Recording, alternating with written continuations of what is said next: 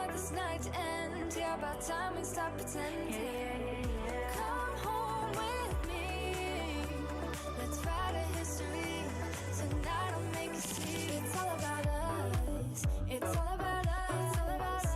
As we're dancing close together, making out, making out. It's all about us. It's all about us. There's a magic in your eyes, can't get enough. I can't get enough. Oh, it's all about us. It's all about us. It's all about us. It's all about us. Time to go home. Don't want this night to end. Yeah, about time we stop pretending. Come home with me. Let's write a history. Tonight I'll make you see. It's all about us. It's all about us. As we're dancing close together, making out. It's all about us. It's all about us. There's a magic in your eyes, can't get enough. Can't get enough.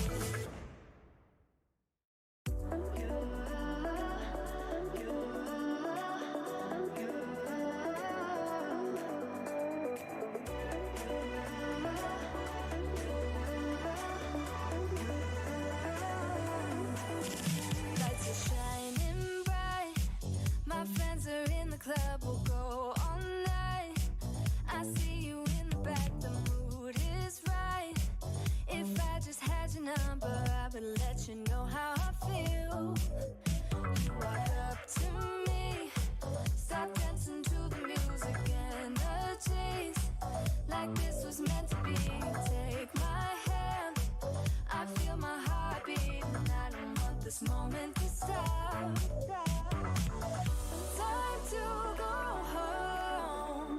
Don't want this night to end. Yeah, about time we stop pretending. Come home with me. Let's write a history. Tonight I'll make you see. It's all about us. It's all about us. As we're dancing close together, making out. It's all about us. It's all about us. There's a magic in your eyes, can't get enough. Feel your hands, the way you're touching me around my neck. Got chills down my back, you do it right. The way you're holding me, no, I don't want this moment to stop. No need to fight it, I cannot hide it. We won't regret it, so come with me, maybe we're meant to be. A perfect melody, and I don't want this moment to stop. Time to go home. Don't want this night to end. Yeah, about time we stop pretending. Come home with me. Let's write a history. Tonight I'll make you see. It's all about us. It's all about us. It's all about us. As we're dancing close together, making out, making out. It's all about us. It's all about us. There's a magic in your eyes, can't get enough. I can't get enough. Oh, it's all about us. It's all about us. It's all about us. It's all about us. Time to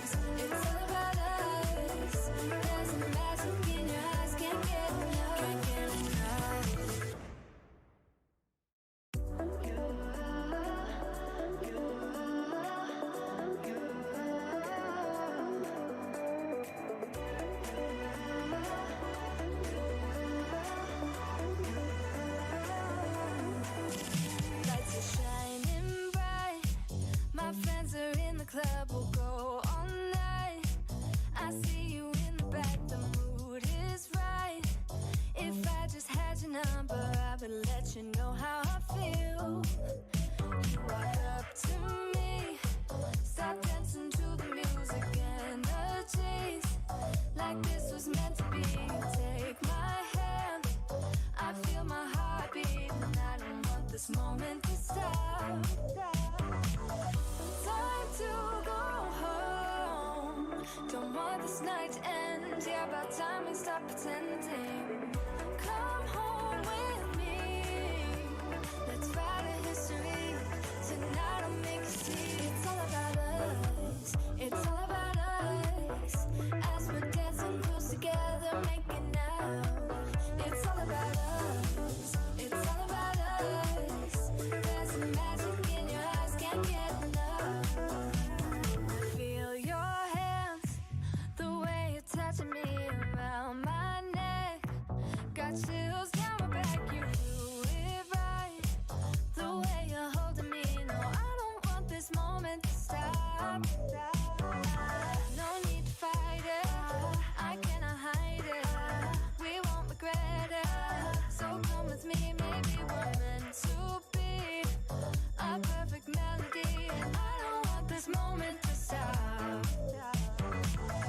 Time to go home, don't want this night to end. Yeah, about time we stop pretending.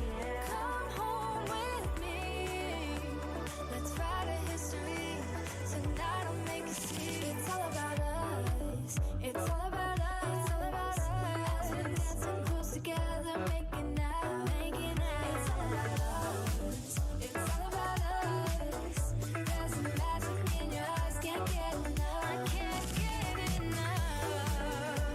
Oh, it's all about us. It's all about us. It's all about us. It's all about us. Time to go home, don't want this night to end. Yeah, about time we stop pretending. Come home with me, let's write a history. Tonight I'll make you see it's all about us. It's all about us. As we're dancing close together, making out. It's all about us. It's all about us. There's a magic in your eyes, can't get enough. Can't get enough.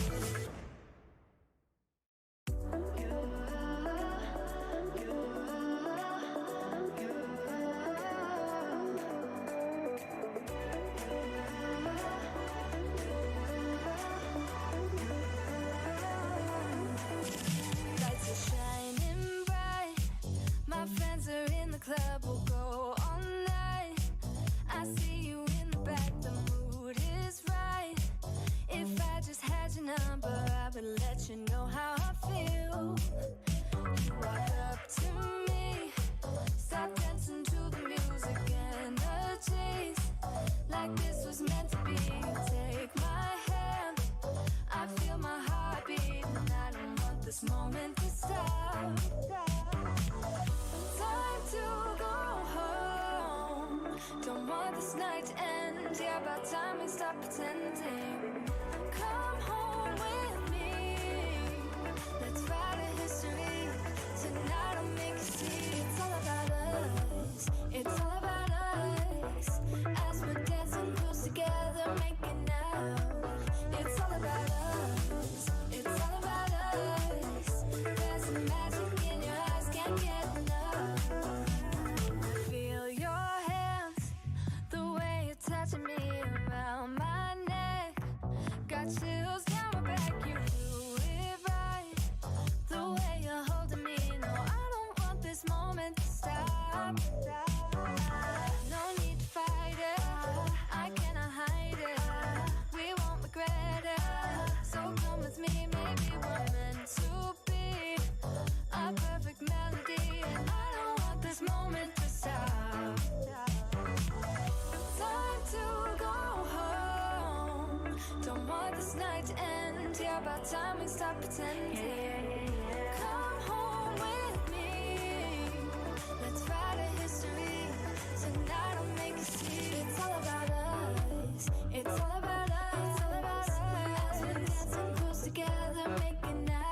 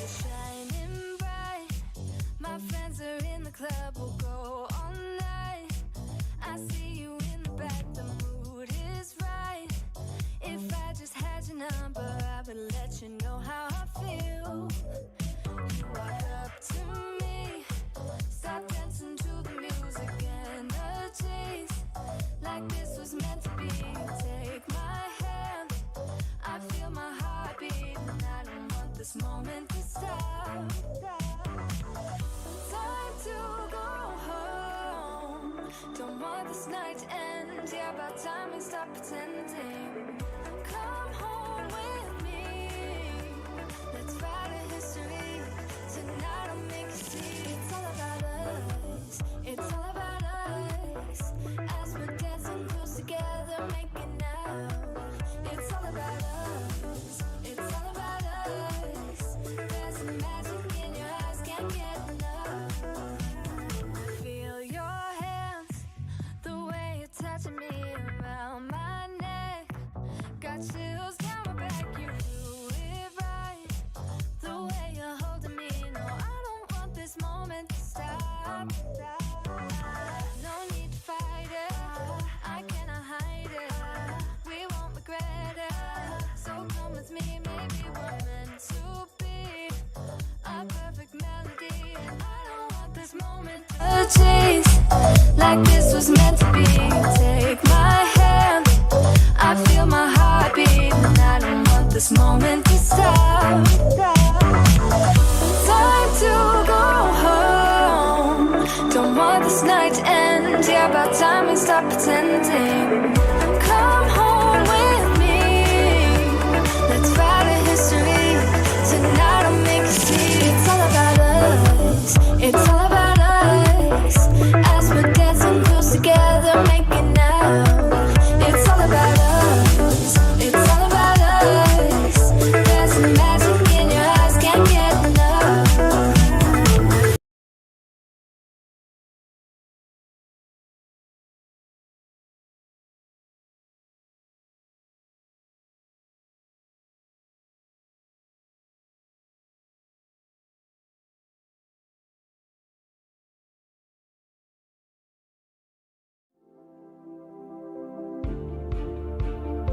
Hi, I am Eliza from St. Louis University in Baguio City. I chose BPO because it is a growing industry. So if you are looking for a career in the midst of an uncertain economy, you could consider the BPO accounting industry.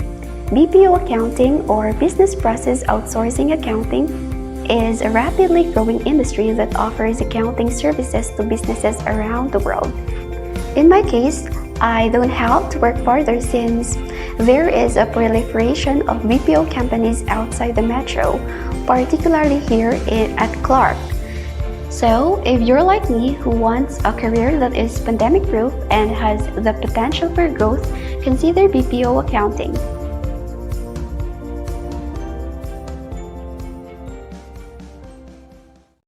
I was always looking at ways to improve the way you did things. I would never accept the norm.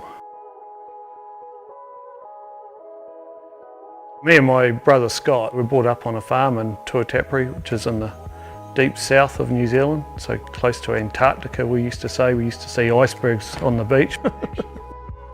One thing that I think we learned at an early age was to be independent. And also to be good problem solvers. You'll get some odd things happen on the farm and you had to think and act straight away.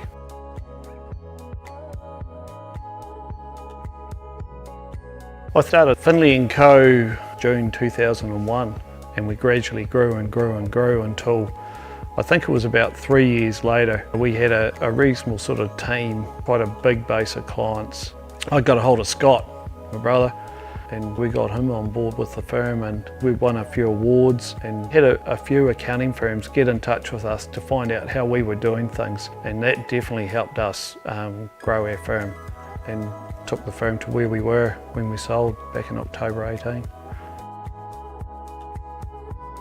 We were early into cloud adoption. It was actually quite hard to hire accountants in Wanaka, but because we were in the cloud we could think outside of just our region.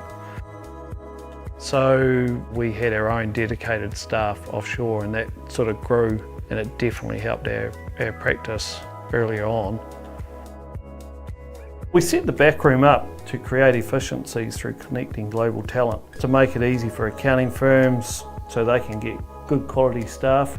And so that's where I suppose us being accountants can help. We know the terminology, we know the training needs, we know the types of personnel that they need. And so when we go out and recruit those people with our HR team, we can get the right mix of people. The main thing is we want to create capacity within the accounting firm, and that's to make it easy for you as the accountant to spend more time with clients rather than just doing compliance. One of the big reasons for going to the Philippines is the culture. It's very family orientated. Work-life balance is important. Being trustworthy is important to them, and those are all the values that Scott and I had when we were accounting, and so we could see the crossover, and that was important to us. Scott and I have talked a bit about where we want to take the back room, and on my wall, it's a bit embarrassing, but I've got a picture of Buzz Lightyear, and it's what I think about is you know, to infinity and beyond. I think success is not all about having a lot of money or being able to drive a flash car or have a flash home. I think success is being able to spend time with your family, being able to find that balance.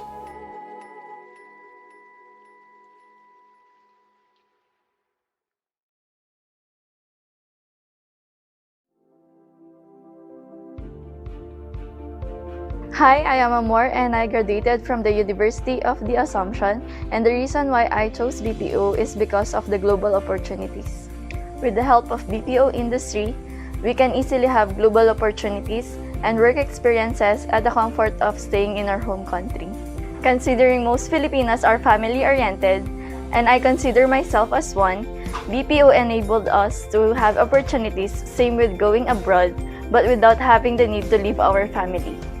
BPO became my bridge to expand my experiences and go beyond my limits. Being able to showcase my skills and talents globally is one of the best facets of working for a BPO, particularly here at the backroom.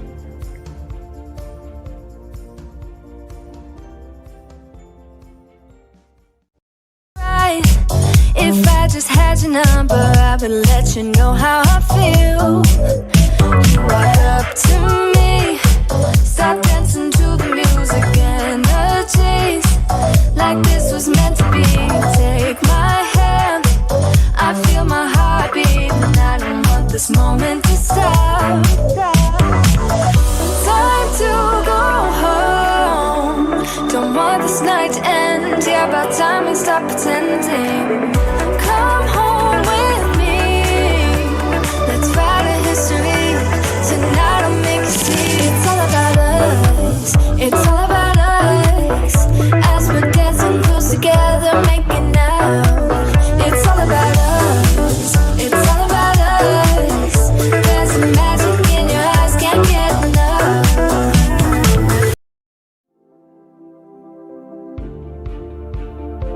Hi, I'm Shane and I'm from Queen College of Pampanga, and why I choose BPO is for the opportunities for career growth. They want to provide them the opportunity to learn new techniques and skills that will help them in their careers, from thorough trainings for their initial job, to more advanced seminars and workshops for their professional growth, and even leadership training for when they are ready for a managerial role. The BPO industry is a good training ground for people who are just starting out in their career, to learn and develop new skills that will help them not only for their career growth but also for their personal development. Young professionals like myself will benefit much from the training provided because it will broaden our knowledge, improve our skills, and introduce us to many lessons that will help us advance in our careers.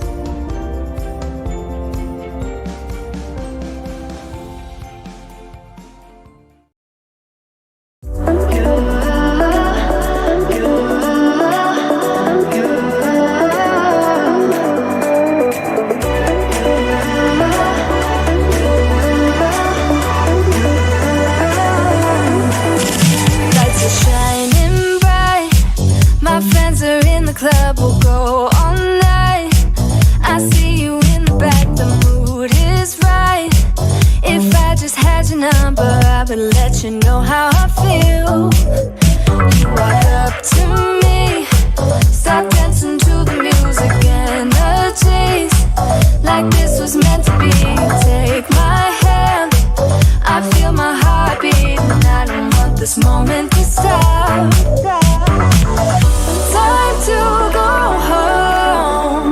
Don't want this night to end. Yeah, about time we stop pretending.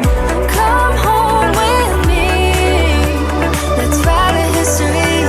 Tonight I'll make you see. It's all about us. It's all about us. As we're dancing close together, making out. It's all about us. It's all about us. There's some magic in your eyes, can't get enough. Feel your hands, the way you're touching me around my neck.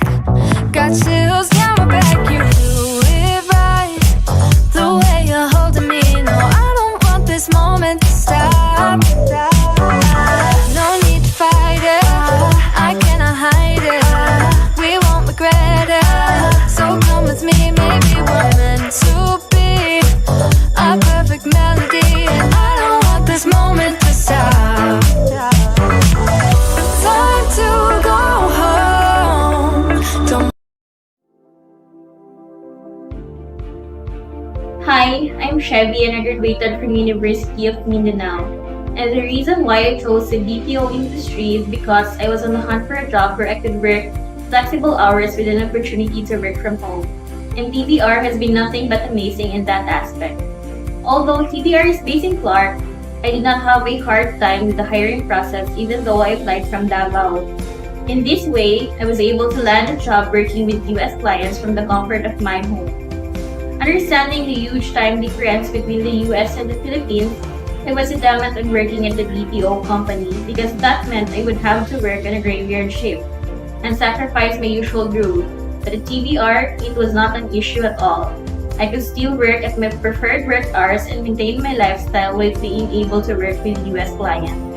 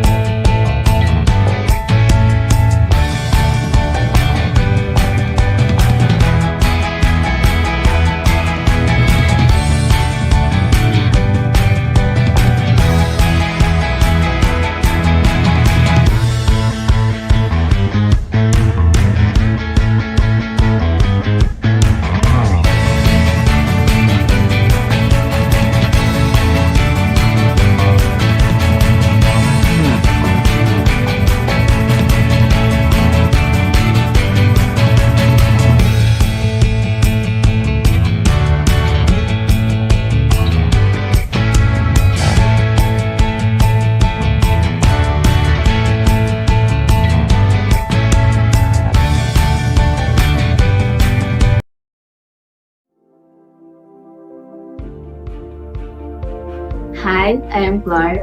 I graduated from Ateneo de Davao University. And the reason why I chose to start my career in the BPO industry is because I want to maintain a good work-life balance. Well, I knew that as an accountant, maintaining a work-life balance can be challenging. The nature of the job often requires long working hours and tight deadlines, leaving little time for personal activities. But working in the BPO industry allows me to have a life outside of work. I get to enjoy my weekends and holidays with my family and friends without thinking much about work. And my superiors really respect my time and life after working hours, and it's one of the things that I truly appreciate about working in the BPO industry.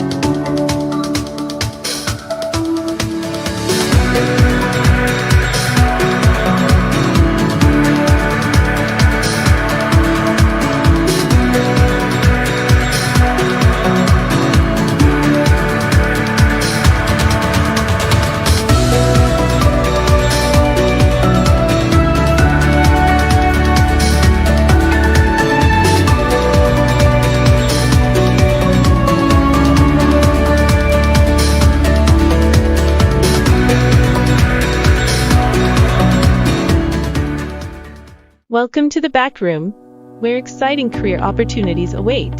Join us as we guide you through our standard recruitment process, designed to help us discover talented individuals like you. Step 1. Submit your application. Begin by submitting your resume through our online application portal. Take this opportunity to showcase your skills, experience, and interest in joining our team. Step 2. Application review. Our dedicated recruitment team carefully reviews each application. We assess qualifications, experience, and determine if you meet the requirements for the position. Step 3. Initial screening. If your application stands out, we'll invite you for an initial screening. This may involve a phone or video interview, where we aim to learn more about your background, skills, and suitability for the role. Step 4. Final or client interview. Congratulations on making it to the next round. We'll invite you for either an in-person or interview via Microsoft Teams with our hiring team. This is an opportunity for us to assess your fit within our organization and for you to ask any questions you may have. Step 5. Reference checks. Prior to making a final decision, we may reach out to your references to gain additional insights into your work ethic, skills, and character. Step 6. Job offer. If you are the selected candidate, we'll extend a formal job offer. We will provide you with all the details, including compensation, benefits, and the expected start date. Step 7. Onboarding and training. Once you accept the offer, we'll guide you through our comprehensive onboarding process. This will ensure that you have a smooth transition into your new role and are equipped with the necessary knowledge and resources.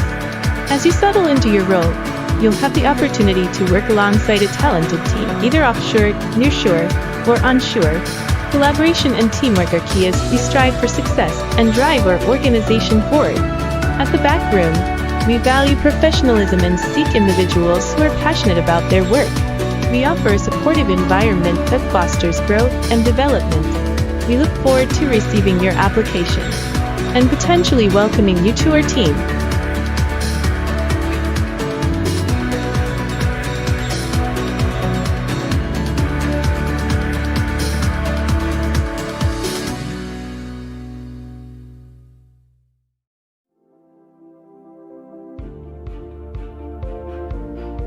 Hi, I'm Darren, and I graduated from Systems Plus College Foundation, and the reason why I chose BPO industry is to gain knowledge on international accounting.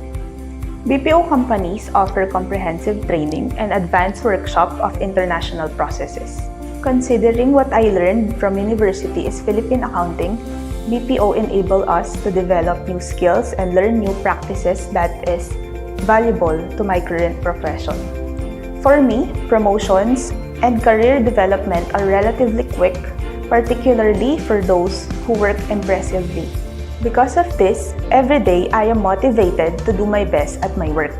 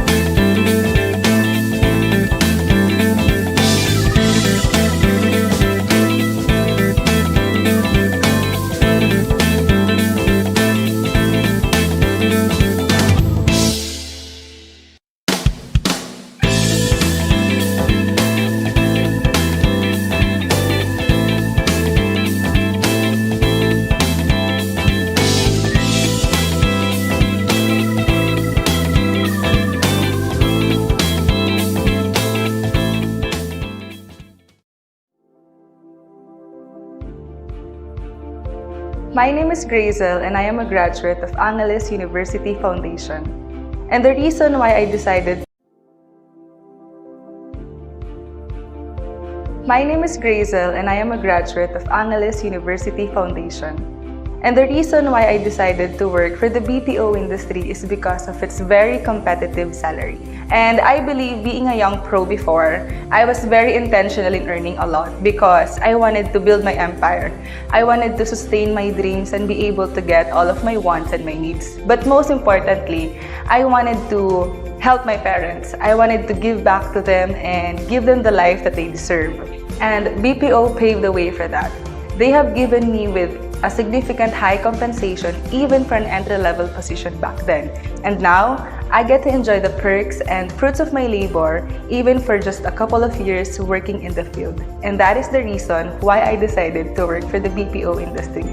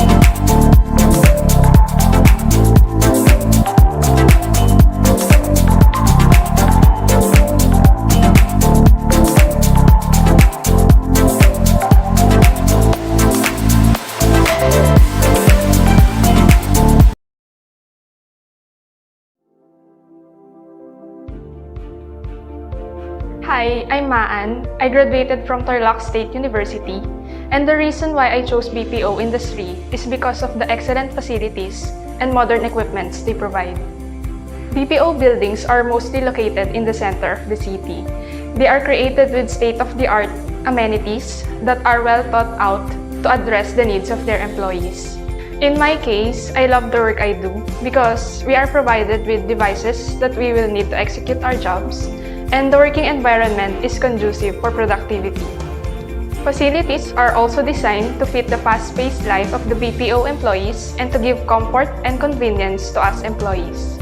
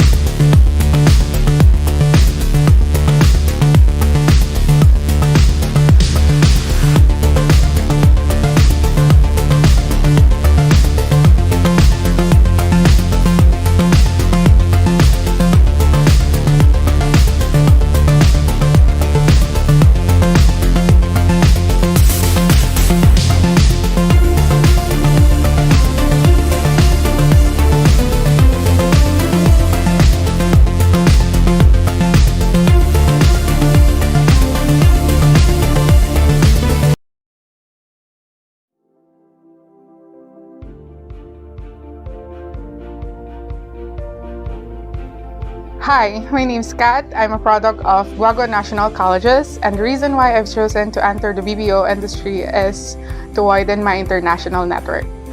Working in this industry allowed us Filipino accountants to work with clients and colleagues from diverse culture and backgrounds. It's a common misconception that it's difficult to work with them or to deal with them. Well, it's not, as long as you respect what they believe in and have a strong work ethic. I truly believe that working in the industry can help us widen our cultural awareness and develop global perspective that can open up excellent opportunities for us in the future.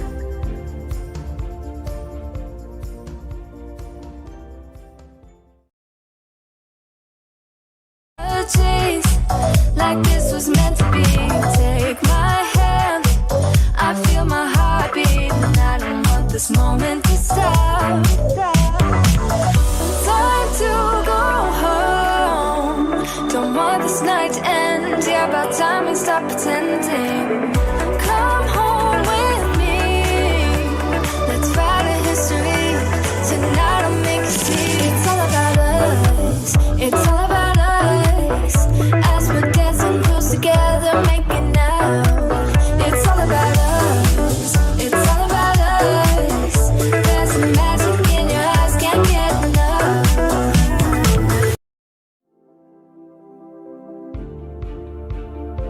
Hi, I'm Axie, a graduate of Holy Angel University, and I chose to work in the BPO industry because I believe that it is a game changer. Looking back, I never thought that I would end up taking a career that is just newly emerging. The business world is fast changing and accounting is no different. Business practices has evolved from pen and paper to a more modern approach, and as they say, modern problems require modern solutions. BPOs are leaders in providing high-quality resources that improve operational efficiencies. And I believe that by employing the right tools, the employees can focus on more impactful, value-adding roles while staying on top of business trends. We live in modern times, and sometimes the path least taken is even worth venturing. I choose to be part of the advancement.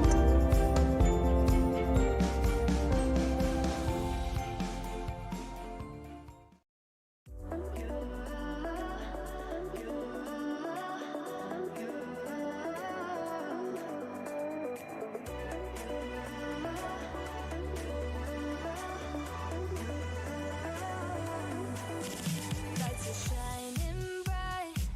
My friends are in the club, we'll go all night. I see you in the back, the mood is right. If I just had your number, I would let you know how I feel. You walk up to me. Good morning, good morning, good morning, dear students! Thank you for joining us for today's live student webinar. Welcome and Lego, a tour inside the backroom of accounting BPO. Before we start this webinar, of course, we would like to know where our audiences are coming from.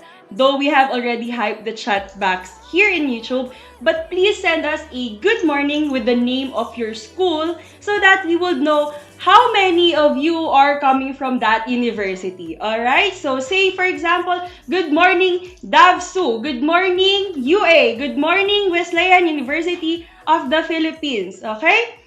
Sige, let me see those good morning and keep them coming in.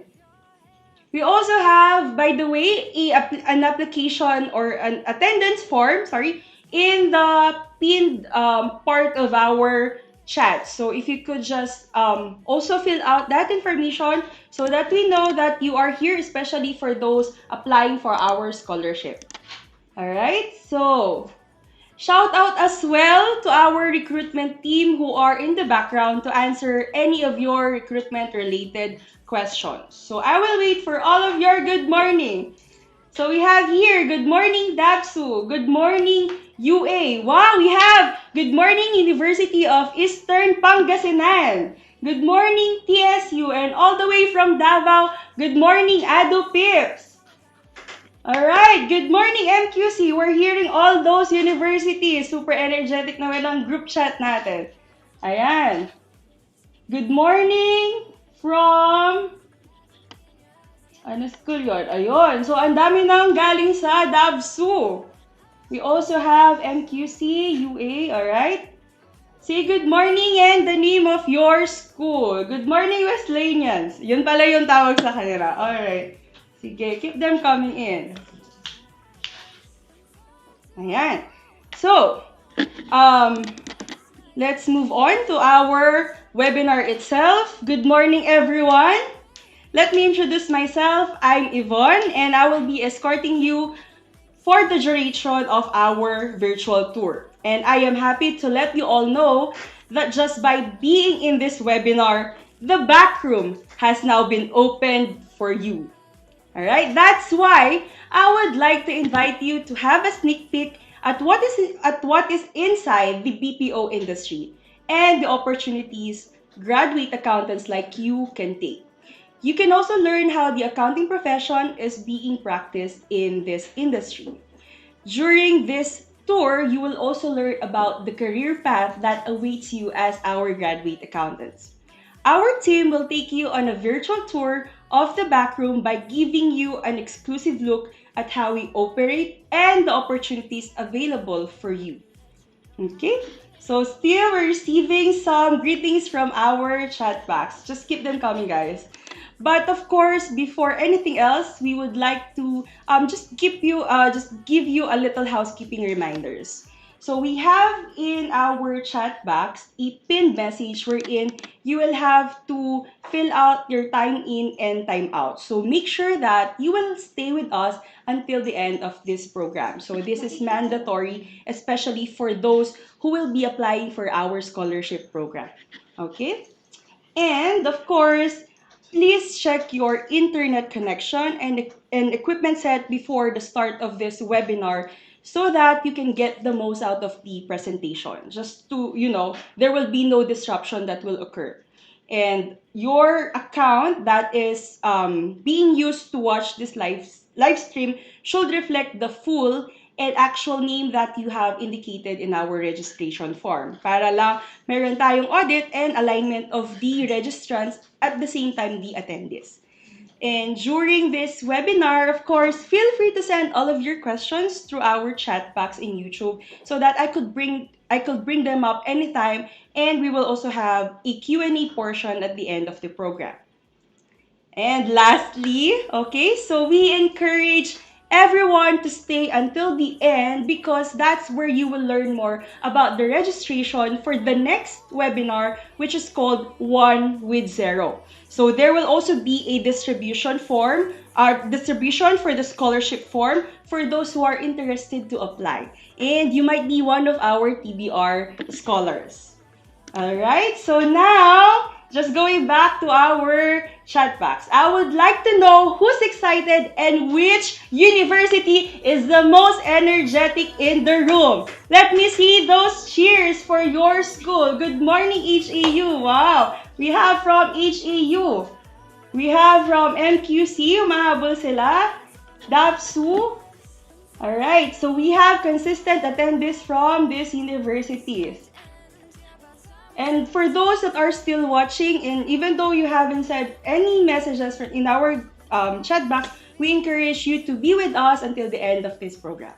Okay? Now, let me see some comments naman. Hashtag Lego combined with your school name. Lego DAPSU. Lego WUP. Lego HAU. Let me see those because that would be the theme of our program. Alright, may mga mahabol pa na attendees para siyang attendance check sa school ata. I think some of your deans are actually requiring you to have that attendance form for their own checking. Ayun.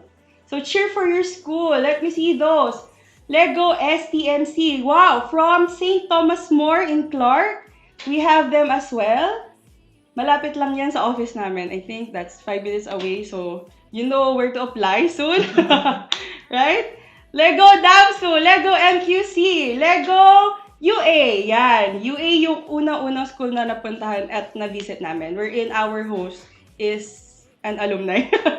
Ayan. Lego ADU, wow. Coming from Davao, our partner school in our satellite office in Davao. I've been there last 2 weeks and sobrang ganda doon. Hopefully, you get to also see our satellite office for those that are planning to apply in our company. Ayan. So I think I have hyped the chat box enough. Alright, so let's formally start our tour and let me hand you over to our tour guide.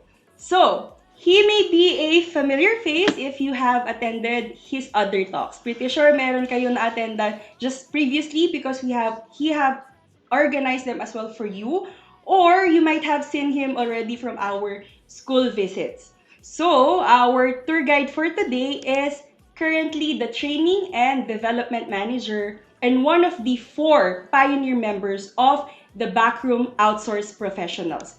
He is leading the CPD accredited training programs for all of the staff of TBR. He is also the official Zero Partners in the Philippines and the Chief Cloud Integration Consultant of Expert Cloud Pro. In addition, he is the workshop facilitator of the original and only comprehensive Zero day-to-day bookkeeping workshop and Zero workshop online. The headmaster of Doyle Academy and one of the leaders of self-directed professional online learning platforms in the Philippines. Yan. And lastly, he is a graduate of Bachelor of Science in Accountancy from the University of the Assumption in City of San Fernando, Pampanga last 2014. On the same year, he became a certified public accountant. So before you can compute his age, ladies and gentlemen, Mr. Miguel Paulo Serrano. Oh, good. Yan. Perfect. So, good morning, everyone. May nami-mixture pa sa akin dito in the background. So, good morning, and I am very much excited to do this. Okay? Tama ba ang angulo ko, Jay? Okay. So, we are now live here at Clark Global City, our beautiful office for the backroom outsource professionals. Thank you so much, all of you who are here. Natutuwa ako, punong-puno ang puso ko in seeing all of those comments coming from different schools. Parang ilang months ago pa lang, we have been on your school, talking to your deans, to your JP officers. We are telling them about all of these plans that we have for the students, yung webinar na to, yung scholarship program that we want to start for this year.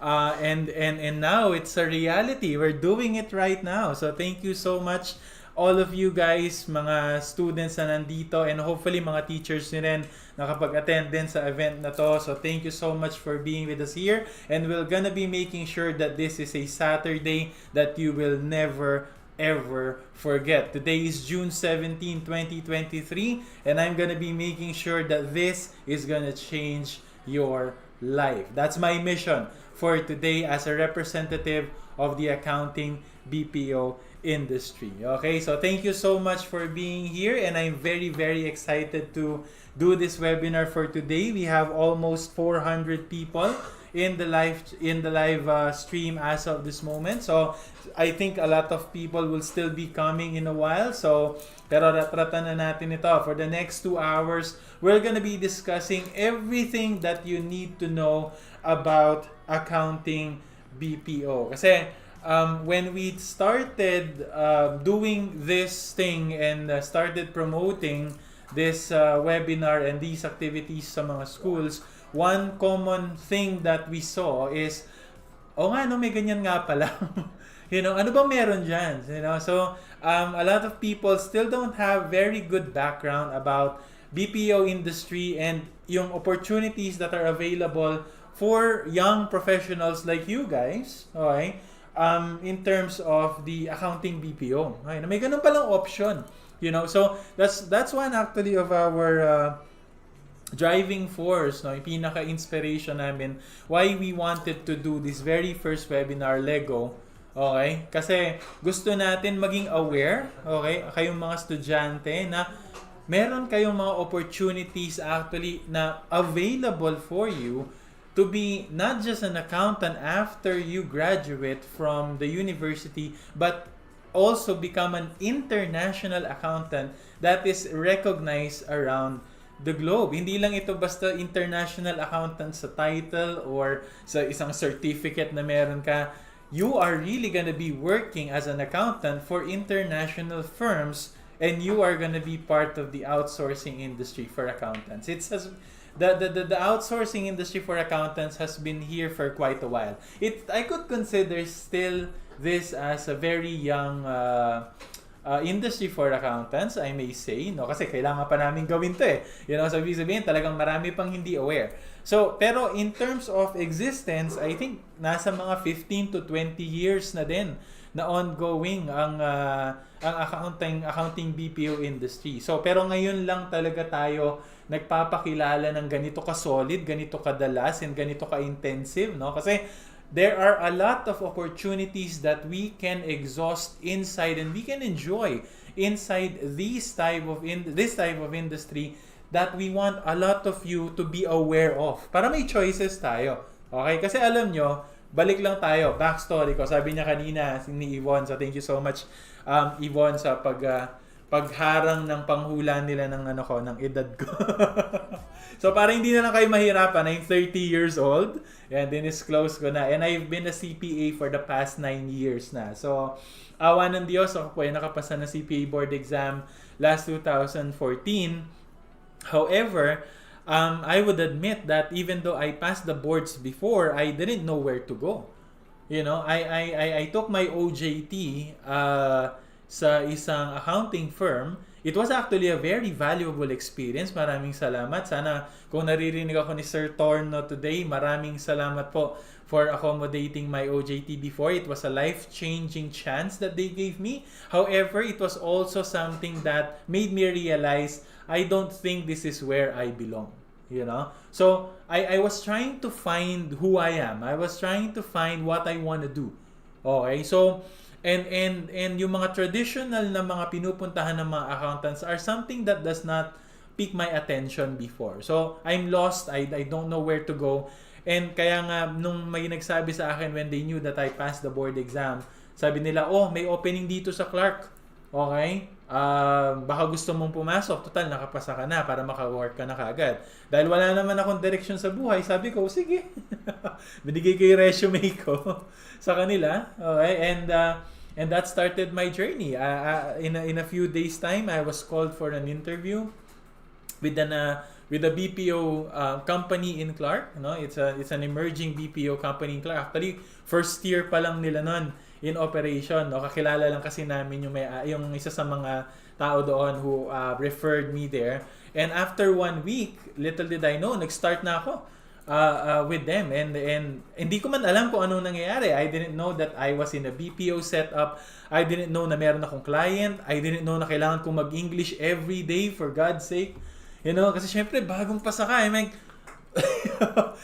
Pilipino ka, hindi ka naman araw-araw nag-English, and then malalaman mo na yung boss mo, foreigner, taga-Kiwi yung sa amin, taga-Kiwi tuloy, taga-New Zealand yung client ko noon, and he was a Kiwi, and wala akong idea, as in, at alam nyo, kailan ko naintindihan, nag-sink in sa akin kung ano talaga yung meron, ano yung trabaho ko. It was the Friday of that first week.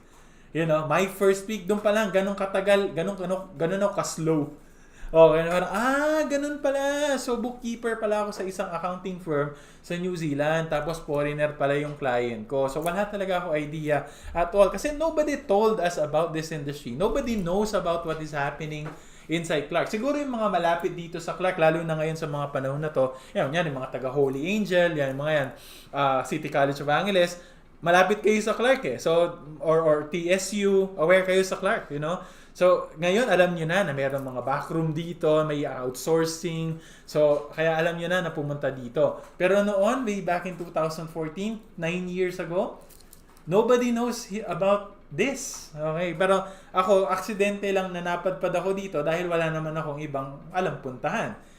So, but it was also a very lucky day for me when it happened. Kasi, imagine, when I started my career in here, I fell in love with it immediately. Kasi ang ganda ng industry. Ang daming benefits na makukuha. The environment is very supportive. There is a lot of technology, that is involved in accounting. And sabi ko, unique to Ayos to. Hindi ito yung nakikita kong typical na accounting environment dito sa Pilipinas na nakita ko ng OJT or nakita ko or pinakilala sa amin way back in school. So, as I dived into the industry itself and years passed and I'm still part of the industry, I fell in love with it deeper and I thought this is an industry that everyone should actually be part of. Ang ganda napakaganda. Natuwa naman ako dito, may nagsabi, big fan here. Ay, maraming salamat. Hindi ko sure kung big fan of BPO, big fan ko, pero okay. Nag-wonder tuloy ako ng hindi oras. Pero maraming salamat po. Nababasa ko ang mga chat ninyo. So, from time to time, chine-check ko yan. So, ayun. So, I fell in love with the industry. I thought that this is one of the best choices that you could ever make as an accountant. Ang laki ng benefit ko. I'm really in love with it. And so, after a few years of being in the industry, I started that journey. I decided na, okay, I need to step up. And that's where my crusade began when it comes to holding accountants and educating accountants to become part of the BPO industry. Ngayon, 3 years after I became part of the BPO industry, there was another plan that probably destiny, hindi ko masabi, God or destiny or pagkakataon, has decided for me, and I met Wayne Findlay. So, kita nyo ba yung picture niya? Hindi masyado nakikita dito. Ito, makita ko. Meron akong drawing dito ng mga boss ko yan. Mga boss ko yan. So, shout out to Wayne and Scott. This is not their actual photo. Yeah, mas proportionate naman po sila dito. But I met these two guys 3 years after I became part of the BPO industry, and everything changed, kasi yung initial na gusto kong gawin na I will be organizing webinars for people and giving education about BPO industry, they gave me the chance to make it bigger, on a bigger scale. And so they hired me as their training and development manager way back in 2017. And up until now, I'm still part of the company. I was, sabi nga ni Yvonne kanina, part of the first five actually, Yvonne. Okay? First 5 people who composed the company. And after 6 years, we are now almost at 500 people working at the back room. So shout out sa lahat ng mga staff natin dito, mga roomies natin. Tawag natin sana roomies. Na kung may mga nanonood dito, maraming salamat for joining us for today. I hope we make you proud. And alam ko marami din ang mga nag-effort sa kanila to get students to be part of this webinar today. And everything changed and everything led to this day. Wherein I am doing this for the entire Philippines, all students from Luzon, Visayas, and Mindanao. That's why tinitignan ko yung mga chat kanina. Nakakatuwa na meron tayong audience from the North, may audience tayo sa Central Luzon, Greater Manila area, mga nasa Davao, mga nasa Visayas area. So, buong Pilipinas nanonood sa atin ngayon para tayong Eat Bulaga. Maraming salamat po. Okay? So, thank you so much for being here. So, that journey was the one that led us to this day. And so, today what I'm gonna be sharing with all of you are things that I would like you to know, I would like you to imagine, to embrace, okay, and to understand about this beautiful industry that we have been in for the past 9 years. Napakagandang industry, and I hope, somehow I will be able to change some of the lives of the people who are in this webinar and provide you with the fuel to actually start your journey, okay, in this industry. Kaya ang title ng ating webinar for today is Lego. Let's go! Tara! Okay? We are going to be giving you a tour in the back room of the accounting BPO industry. So, check lang natin, technical team, if we can have the PowerPoint on board. Sige. So, okay na? Sige. Now, where do we start? Okay? So, yun yung natin dito. For this webinar, what I'm gonna be doing is answer some of your questions. Okay? So, kahit pa meron tayong Q&A session, maya-mayang konti, ang buong webinar na to will just be answering a lot of important questions that people have, that young talents like you have, okay, in terms of the BPO industry. Okay? Sagutin natin yung mga yon.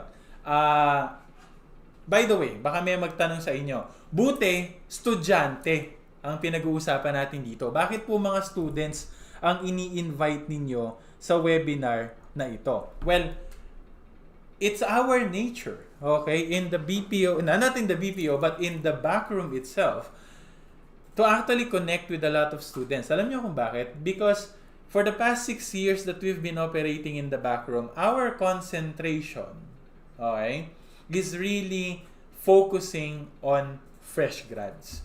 Yun ang good news. Unang-unang good news ko para sa inyong lahat. Bakit? Kasi I know a lot of people are worried about, especially, well, any type of industry naman eh. Pero kung focus natin BPO, ganun pa rin. Wherein, paano po ako makakapasok dyan? Eh, gusto nila may experience. You know? Which is true. Kasi a lot of companies, whether local company, audit firm, accounting firm, or even the BPO companies itself here in Clark and anywhere in the Philippines, a lot of them would prioritize those people who actually have experience more than fresh grads. Bakit? Kasi pag fresh grad ka, wala ka experience, hindi mo alam ang gagawin mo, tama? Okay? Pero kung experience ka, ang connotation, alam mo na kagad na gagawin mo, pwede ka nang isalpak kagad, then you can work to the client immediately. And that's where the absurd thing happens. Kasi kung fresh grad ka, hindi ka makapasok sa isang company kasi wala kang experience. Pero for you to gain an experience, kailangan pumasok ka sa company. So, saan ka lulugar? Saan ka lulugar? Di ba? In the back room, we had a different philosophy. Kasi for us, mas priority namin for the past 6 years to hire fresh grads. And mapapatunayan yon. Sabi nga kanina ni Yvonne, we have our recruitment team in here. Shout out ko, Julie and Paul. Nandito sila, nakabantay po sila sa chat box. So, kung may mga questions din pala kayo sa kanilang mga kapatid, you can shoot it in the chat box and they are very much willing to answer your questions. Sa biniro ko nga sila kanina, nandito lang sila sa tabi ko. Sabi ko, kayo yung mga tatanggap ng mga donation pledges, no? Okay? So, bakit umusog kagad yung PowerPoint ko? Ayan. So, pangalan nito. So, we've concentrated our efforts in hiring fresh grads. Bakit? Kasi, we believe in the potential of fresh grads. You know? For us, you are a very valuable resource simply because, empty. You know? Very, parang sponge. Napakadaling turuan. There's so much potential. You listen. Sanay kayong mag-training, mag-aral. And that's actually a very important key if you want to succeed in this industry. Okay? You need to know how, you need to have the capacity to learn. Okay? And that's what we have observed na napakagandang dahilan kung bakit tayo mag-hire ng mga fresh grad. Kasi they are very easy to train, and that's also the reason why I am here. Why we are here with our entire team in the training and development department of the backroom. So, ang ginagawa namin dito is we hire fresh grads and then we train them for 90 days. Okay, for the first 3 months of their stay in the backroom, we're gonna be giving them the opportunity of a lifetime to learn, okay, about what they need to learn. Kasi yung mga tinuturo namin dito, yung mga requirements for you to know in the BPO industry are something that you will never learn in school, which is okay, which is normal. Bakit? Iba yung curriculum di ba? Ang focus ng curriculum ng mga schools is all about Philippine accounting and taxation sa mga accountants, which makes sense kasi dito ka sa Pinas nag-aaral di ba? Pero ang kailangan kasi ng BPO industry is more than that. If you are gonna be part of the US client, you need to understand federal tax law of the US. You also need to understand their GAAP and IFRS. Di ba? So, kunyari, New Zealand ka naman, kailangan maintindihan mo yung New Zealand basics for taxation. Yung Income Tax Act 2007. So, these things are something that nobody would teach you.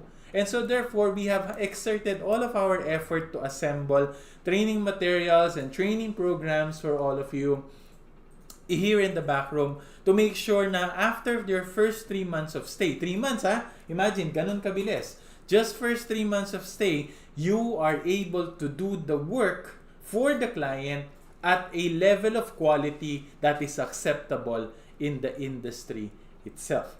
Yun ang goal. Okay? And for the past 6 years, it has been a series of success stories that we have witnessed. You know, napakagaling, napakaganda. Ang dami nating mga nag-start dito na fresh grad and then now they are senior accountants after several years. May iba pa na nag-team leader pa. They were given the opportunity and promoted as a team leader and they are now handling their own team in the back room and celebrating their 5th year, 6th year anniversary with us. So, you know, a lot of those we have achieved so far. And we want to replicate those things to more people. Kaya nga yung nag-attend ngayon sa inyo, kayong 400, yay, nasa 400 na tayo. Yahoo, nakuha na natin yung gusto natin. More pa. Okay? So, you guys that are here right now, I want to share all of these things to all of you. Kasi we've done this to quite a number of people already. And we want to do it for more because we want to collect more stories and success stories per se and give them to a lot of people, share them to everyone, and lahat tayo magiging proud out of it. And we firmly believe that each one of you, okay, that are here today, you deserve these kind of opportunities. Okay? And so therefore, we are putting a lot of our faith in all of you that, yep, you are one of the best people to succeed in this BPO industry. That's why all of the efforts that we are giving right now, they are all for you. Kasi yun yung pinaniniwalaan namin talaga. Okay? Yun yung ating mga gustong ipakita. Ngayon, the first step for us to be able to do this is to introduce you in the industry itself. That's why we have this webinar. Okay? Now, so, for us to be able to tour you better, nawala yung PowerPoint ko, I believe. Yeah, okay na? So, for us to be able to tour you better in this industry, we are going to be answering some of your important questions that you have in mind. And let's start with a beautiful question and a very basic question. Ano yung basic question na yun? First question is, why should you be a BPO accountant? Okay? Yun ang first question natin. Bakit nga ba? Bakit kailangan kang pumasok dito? What would you gain here? What will pique your interest here? Why would you be part of this industry itself? Ongoing na ba tayo? Yep. Okay. Sige. So, yun ang first question that we would like to answer. And I'm gonna be giving you a series of reasons why you should be part of this beautiful industry that I have been with for the past 9 years. By the way, i-heads up ko lang ang lahat. Mahahati ang presentation ko into 2 parts. Okay? So, in the middle of this, I will be cutting my presentation and shoot you over back to Yvonne. So, she will be discussing some important matters. So, please make sure to stay up until the end. Okay? So, meron pa tayong first half and second half of my presentation. So, balik tayo. Why should you be a BPO accountant? These are the series of reasons to consider being part of this industry. First part, and I believe the very, ano ba masabi ko yan? Paano ko sabihin yan? Very point na karamihan bakit sila pumapasok sa industry na to. Ito yung pinaka trigger nila. First reason why you should be part of the BPO industry is you deserve, basahin nyo mabuti, okay? You deserve a better, higher salary. Tama? Agree. I want to know. Okay? Agree ba kayo dito? I would like to see in the chat box. Kung agree kayo sa statement na to, #deserve. Lagay nyo nga sa chat box natin. Tingnan natin. Sino dito ang palagay nila they deserve a better and higher salary? Okay? Gusto kong makita yan. Okay? #deserve. Tingnan natin. Baka wala naman pala interesado dito to receive a better and higher salary, tigilan na natin itong webinar na to. Okay, #deserve. Sige, gusto ko yan. Mga millennials and Gen Z. Uy, millennial pa naman ako. Huwag niyo ako ano eh. Well, sino mo magre-reklamo dito ha? #deserve. Gusto ko yan, #deserve lahat. Sabi ng isa, BSH3B. Deserve nilang buong section. Tama. Okay. Yan, deserve. Tama. Okay? You deserve a better and higher salary. Alam naman kasi natin mga kapatid, ako prangka akong tao. Hanggang mamaya mamamrangka ako dito. So sana hindi kayo matakot sa mga pagsasabi ko mamaya, ha? Okay? Alam naman natin, we are all aware how how the accounting profession is being treated in this country when it comes to salary. Diba? Alam natin yan. Okay? Alam natin yan. Lalo na kapag entry level ka, you are receiving a salary that I can't even imagine. Okay? Share ko yung personal experience ko. Way back in 2014, nakwento ko na kanina, habang muulan ng deserve sa chat box natin. Way back in 2014, sabi ko kanina, after 1 week or 2 weeks after I passed the board exam, I was able to secure a job for myself. Okay? Mabilis yun, be. Okay? Lalo na fresh grad ka, na talagang napakaswerte ko at napaka-bless ko ng mga panahon na yan. Nagpapasalamat ako sa taas na, I was entrusted that job and I was able to be given that opportunity immediately. 2 weeks lang ang inabot ko. And I will disclose my salary back then. My salary back then, first ever salary, formal ko, was 23,000 pesos. 2014, shocker na yon. Okay? Shocker na yon. Malaki yon. Okay?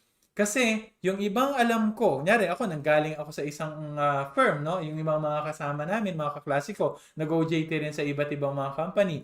Alam namin kung magkano sinasahod ng fresh grad sa kanila. Okay? To the point that a lot of people that I know who were CPAs back then, 2014, were even receiving minimum wage. Okay? Nakapasak, nag 5-year course ka, 5 years pa sa amin nun, and you passed the board exam, you suffered all of those challenges, and you were able to win them, okay? And then, pagpasok mo sa workplace, ang sahod mo, minimum wage. And it's true. It has been happening. Yung palang sa part na yon, takang-taka na ako. Okay? Kasi ako, what? Parang, ang taas ng binigay na offer sa akin. Siyempre, ang saya nun. Diba? Kung i-compare ko sa iba. Pero there is also something that actually broke my heart so bad. When I knew the story of a colleague of mine, same year kami, nakapasa kami pareho sa board exam, kabatch ko siya pero ibang school. Okay? So, anong nangyari? Ako, 2 weeks after I passed the boards, I was able to secure my job. Siya, he was able to secure a job 3 months after he passed the board exam. Napakatagal. The fact is, that person is a very intelligent person. That person is a magna cum laude when he graduated BS Accountancy in his school. Magna cum laude. Magna cum laude yun, be. Ako wala man lang Latin honor. So kung pagka-compare natin yung intelligence factor niya, eto ako, siya nasa next floor pa. Okay? Ganun kalayo. And then, when we took the board exam, ako, saktong nakapasa. Etong taong na magna cum laude, he was part of the top 20 of our batch in October 2014. Ganun siya kagaling. However, he was able to get his first job 3 months after we passed the boards. And alam niyo kung magkano sahod niya? 11,000 pesos. Gross. Per month. Okay? Now, I was analyzing the situation before. Sabi ko, magna cum laude, top 20, 11K. Ako saktong pumasa, walang direksyon sa buhay, di alam saan pupunta, 23K. There's something wrong. Sabi ko, ba't ganun? Hindi naman sa nagre-reklamo ako sa sahod ko. Siyempre, masaya ako dun. Pero bakit ganun? Sabi ko. Lalong lumalim yung discrepancy when I was trying to analyze na yung difference between the local, the way they are being treated, us, mga accountants, here in the Philippines, versus us in the BPO industry sa mga clients natin abroad. So, doon pa lang makikita mo na kung gaano kalaki ang discrepancy. Now, a lot of people would stop there. Parang, sige, pasok tayong BPO kasi mataas ang sahod. But, ever wondered why? Okay? Bakit nga ba? Bakit kapag nasa BPO industry ka, kaya ka nilang pasahurin ng almost twice or thrice what you would get if you're gonna be working here in the local? Narinig ko yung mga recruiters natin dito na di-discuss na ng mga sahod ng mga ano nila. Yan yung mga ano yan eh. Mga tawag dito? Testigo ko itong mga okay. So, kasi sila din nakikita nila, you know. So, the question now is, bakit? Anong meron? a lot of people would automatically think, ay hindi kasi yung mga boss, yung mga may-ari, yung mga clients sa ibang bansa kasi. So, syempre, dolyar yan. Ibang equivalent ng pera nila kung dito sa Pilipinas. Well, technically, that's true. Totoo yun. Okay? Syempre, ang binabayad nila sa atin, pag dollars, mas malaki ang equivalent yan dito sa Pilipinas. Tama yun. However, okay, there is actually an underlying deeper reason kung bakit sila very much willing to pay us a lot of money for our services. Okay? Ano yon? Alam nyo ba, and would you believe, that Filipino accountants are actually known and sought for around the globe? Kilala tayo, be. Sikat tayo. They have trust on Filipino accountants and they know that kapag accountant yan from the Philippines, matalino yan. Magaling yan. Mabilis makasabay, hardworking, very intelligent. You should be proud of that. Okay? You are an accountancy student right now, AIS, accounting tech, management accounting, you are in one umbrella. We are all accountants. And kapag sinabing Filipino accountant ka, you are internationally recognized. Paano ko nasabi? Let me give you a good story. Just last year, I was part of the delegates of the backroom sa isang malaking conference ng accountants sa buong mundo, which is called ZeroCon. So ZeroCon is a very big event. May 3,000 to 4,000 accountants around the globe who gather there, you know, and they talk about the industry, we talk about accountancy per se, ano yung mga technology na pwede natin introduce doon, how do we improve it, that services to accountants. So it's a very beautiful event. I always look forward to be part of every year. Last year was it was my second year last year to be part of it, and it was a totally different experience. Bakit? Kasi it is the first time last year that on that event, ZeroCon, the back room had a booth. Okay, may booth tayo doon. And ang nakaka-proud doon mga kapatid, out of 100 plus na mga booth na nandun, tayo lang po ang tanging booth, yung backroom, na may Pilipinong nag-e-exhibit doon. Nakaka-proud, di ba? Ako, si Yvonne, nandun siya. Ed is also there. Sir Marvin Galang, if you know him, he also joined us on that event. And we were representing not just the backroom, kasi kami lang ang Pinoy dun eh. You know, we are representing the Philippines. We were representing Filipino accountants ourselves. Nakaka-proud na yun, dun sa part na yun. However, there was one fear in us before that event started. Ano yun? Papansinin kaya tayo? Okay? Yun yung question eh. Papansinin kaya tayo? Kasi tayo lang yung Pinoy dun eh.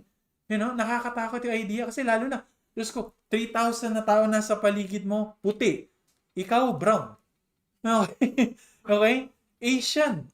Why would they even bother talking to Asians in an event that is in Sydney? That was in Sydney.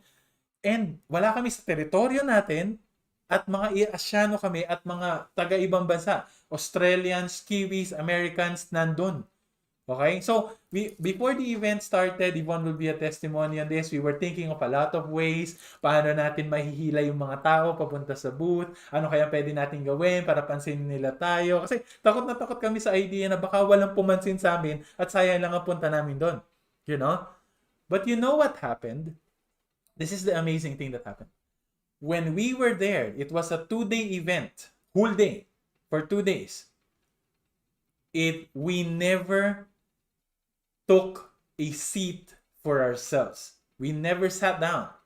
Because for the entire day, for each of those 2 days, hindi naubos ang kinakausap naming mga clients who were very interested on the fact that we are a BPO company for accountants in the Philippines.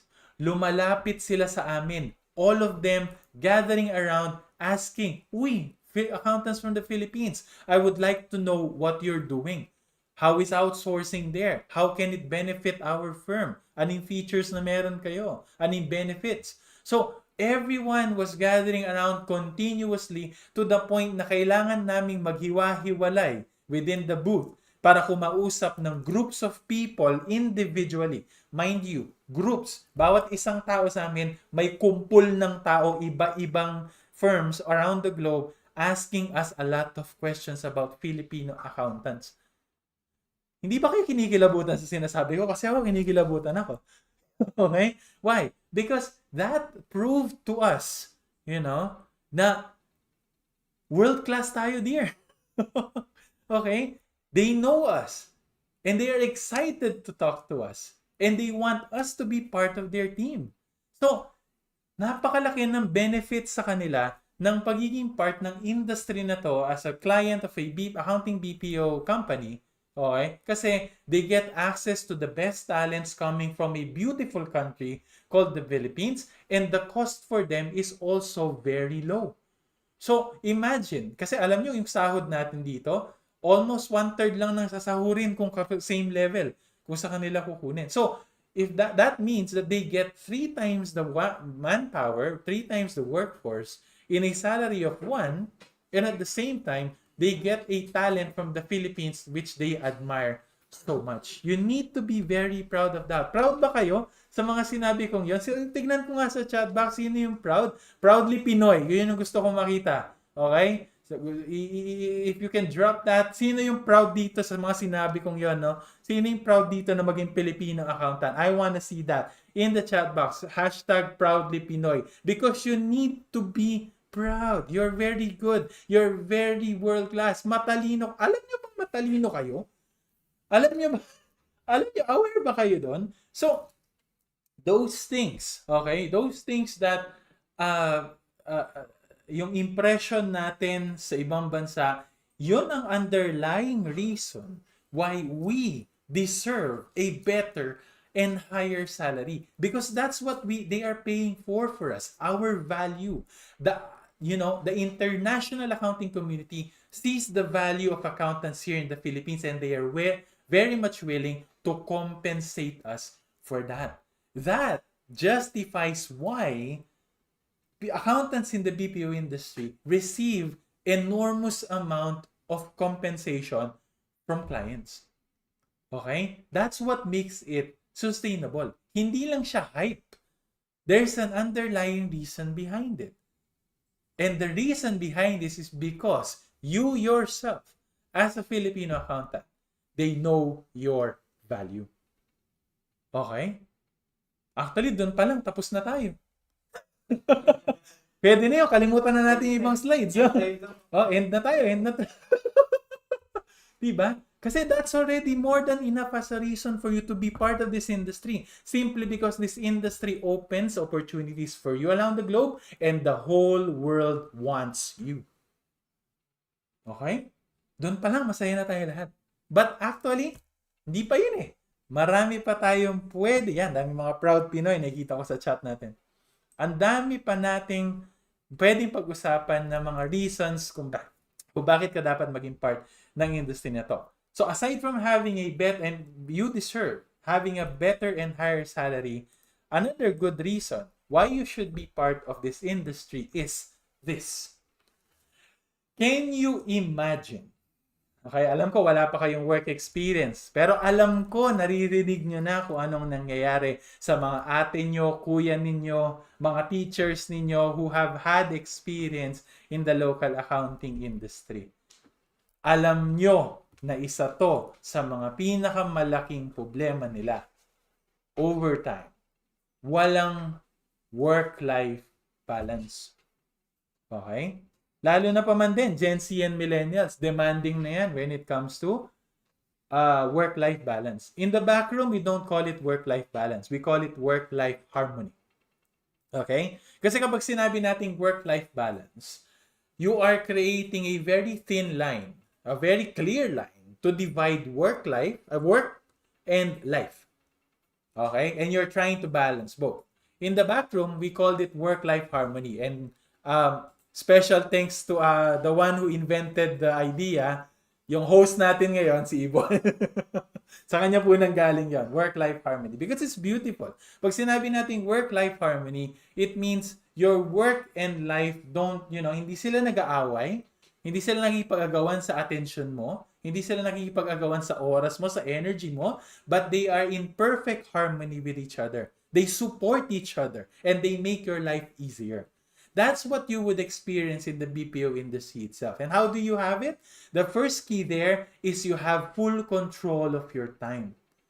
Okay? Hindi mo kailangan mag-OT.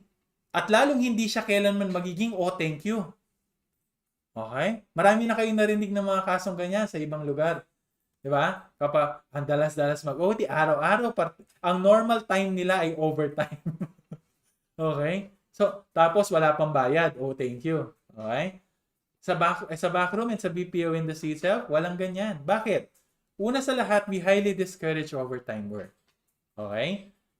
Lalo na kapag dumadalas kang nangangailangan mag-overtime, isa yun sa mga dahilan ba't sisilipin namin ang relationship mo with your client. We will really be investigating. Kasi if you are doing a lot of overtime work, it may mean na kulang yung manpower ng client mo.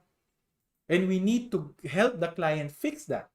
Kasi the least thing that we would like to have is you are going to be resigning because you feel na wala ka ng buhay. Kaya ang dami nagbibiro kapag accountant, single, right? Diba? Kasi ala na daw buhay eh. Diba? Ayaw namin yun dito.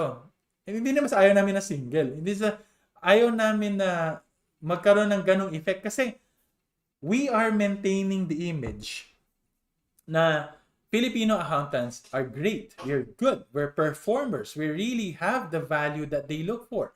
And so therefore, we need to make sure that every staff that we have, they are in perfect condition every day. They're happy.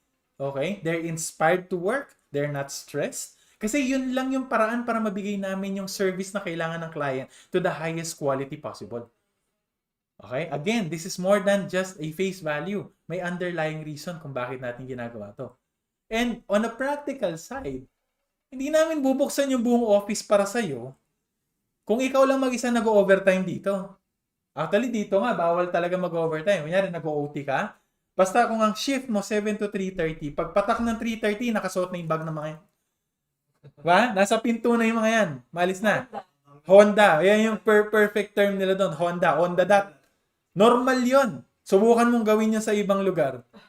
Kung di ka nila tititigan ng masama. Hindi ako nag-trash talk dito, naririnig ko lang to. Pag nag-overtime ka dito, i-judge ka talaga. Totoo yun. Okay? Pag nag-overtime ka, dadaanan ka nila, pauwi na sila. No? Nakita ka nila, 3:30 na. Nakaupo ka pa. Shh! Uy, tayo na dyan. Tayo na. Huwag martir. No? Ganun. Tayuin ka talaga. Di ba? Tagapagmano. Oh, yayaman.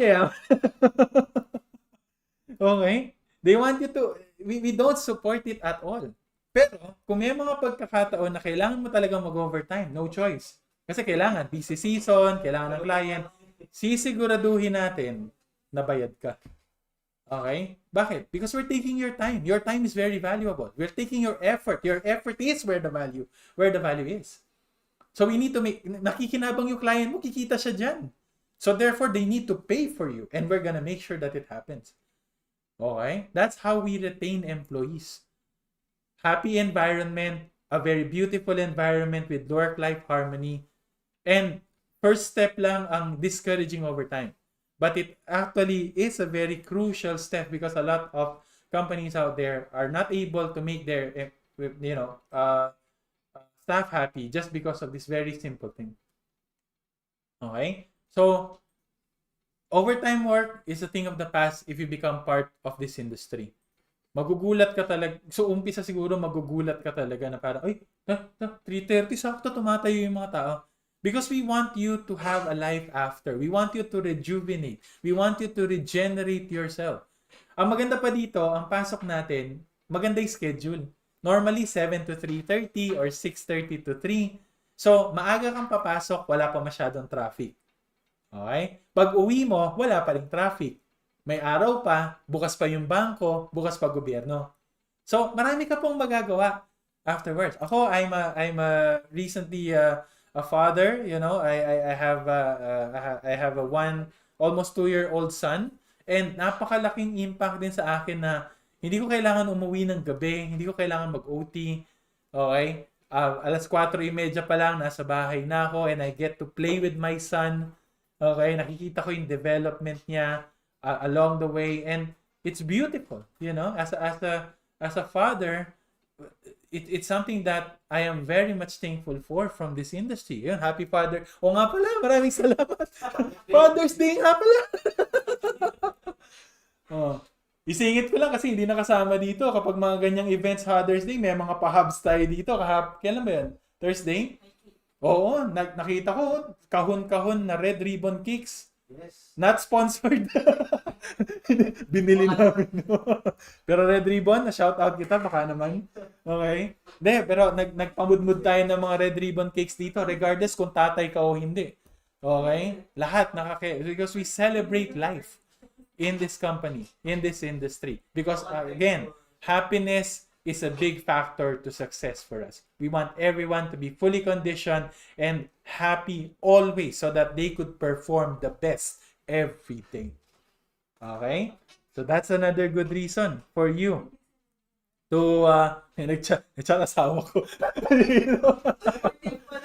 So shout out sa mag-ina ko, si Leon, hello, and my wife, Mami. Yan, ayan. Salamat po for supporting this. Oh, isang buong pamilya tayo dito. Magugula pa ako pagka tinanay ko, mag-chat dito nga. Gusto paampon. Hindi, wag naman paampon. Oo, work-life harmony tayo, pero wag na tayong umabot sa ganung punto.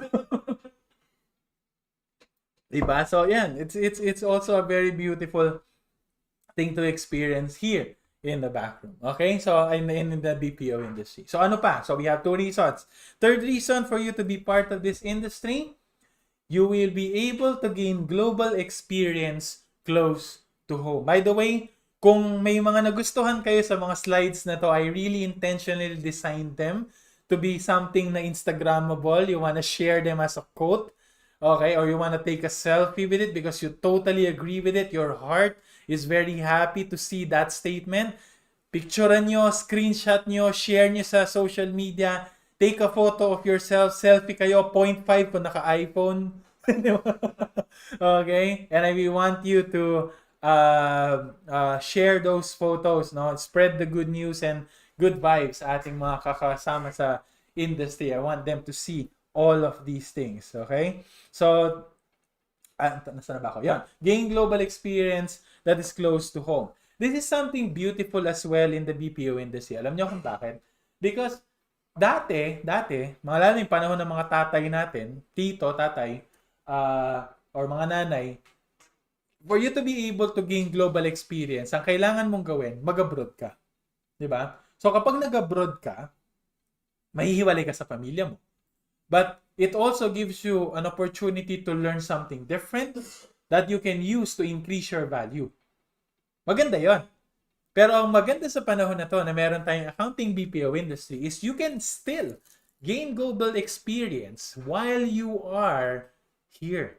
You're not leaving the country. Okay?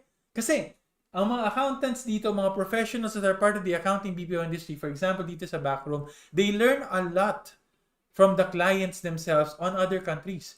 We understand yung mga accounting systems, accounting software na ginagamit nila. We understand the work papers that they use. We understand the procedures that involved on what they do. They understand their taxation. They understand their accounting practices. Lahat ng iyon, naiintindihan natin. We had an opportunity to learn them. Pero, nandito tayo sa Pinas.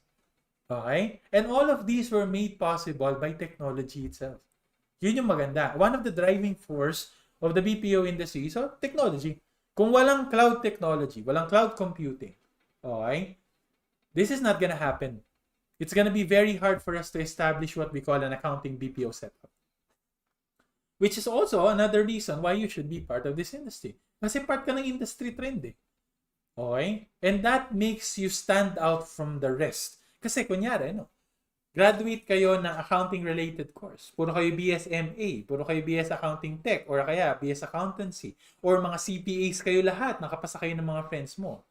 Ilan ba kayo na mag-graduate, kapapasan ng boards or whatever this year? Thousands. Okay? Or even millions of you all around the country. Now the question is, what will make you stand out? Why would they pay you more? Why would you deserve a higher salary? What gives you the higher value more than everybody else? Yun ang kinagandahan ng pagiging part ng BPO industry. You learn something that a lot of people won't. Kasi sa school, pare-pareho kayo na pinag-aralan. Kahit anong school ka pa nanggaling, iisa lang ang curriculum ninyo. For almost 80% of it. But if you become part of this industry, bago yan. So, pare-pareho kayo na pinag-aralan sa school. Pag mabasok kayo sa mga local companies dito, pare-pareho rin kayo ng mga experience na magkakaroon kayo ng experience sa pare-pareho. So, what makes you stand out? If you become part of this industry for accountants in the BPO sector, you will learn more than anybody else. Kasi marami yung mga nagsasabi, ayokong pumasok sa BPO kasi parang sayang naman yung pinag-aralan ko sa school. Oo nga naman, no? Kasi Philippine Accounting and Taxation ang pinag-aralan mo. Tapos punta ka ng BPO, hindi mo na magagamitin yun. But if your mindset is gonna be like this, kung papasok ako ng BPO, alam naming lahat ang about Philippine Accounting and Taxation. Pero ako, I will learn more. I will understand other countries' way of things. I will understand their taxation laws, their technology, their practices. Then your mindset will lead you to better heights because you are now several steps ahead of everybody else. Okay? That is a very compelling reason for you to be part of this industry. If you want to stand out and if you want to succeed. Binubuksan. Kaya nga, hindi ba kayo nagtataka kung bakit ang logo namin pinto? Pag masdan nyo, nakita nyo sa live stream, nakita nyo yung logo ng background. Pinto. Okay? Bakit pinto? Anong meron? Well, may dalawang meaning yan. First thing is, it's a door that leads you to the back room. Ano ba yung back room? Yung room sa likod. Seryoso. Hindi joke yan, ha? It's a room at the back. Why? Because what we are trying to do for clients is we want them to, as accountants, to concentrate in facing their clients. Okay? Bakit nila kailangan i-face ang clients sila? Because this is what's happening on the accounting industry for the whole world right now. Ang impression kasi natin kapag accountant, taga-compute ng tax, taga-buo ng FS. Tama? Yan ang impression natin eh. Financial statement preparer at saka tax return preparer. Pero sa ibang bansa, hindi na ganun ang mindset nila. Accountants on other countries are trying to stay away from being bean counters. Alam niyo ba yung term na bean counter? Okay? Yun po yung alternative term for accountants. Okay, yan. May nalaman kayong bago. So, they are trying to stay away from clerical things. They are trying to stay away from the day-to-day bookkeeping things. Because for the international accounting community, that does not give any value to the clients that we have. So, ang trend ngayon sa ibang bansa, from being clerical workers, tayong mga accountants, they are shifting to a more valuable practice which is called client advisory.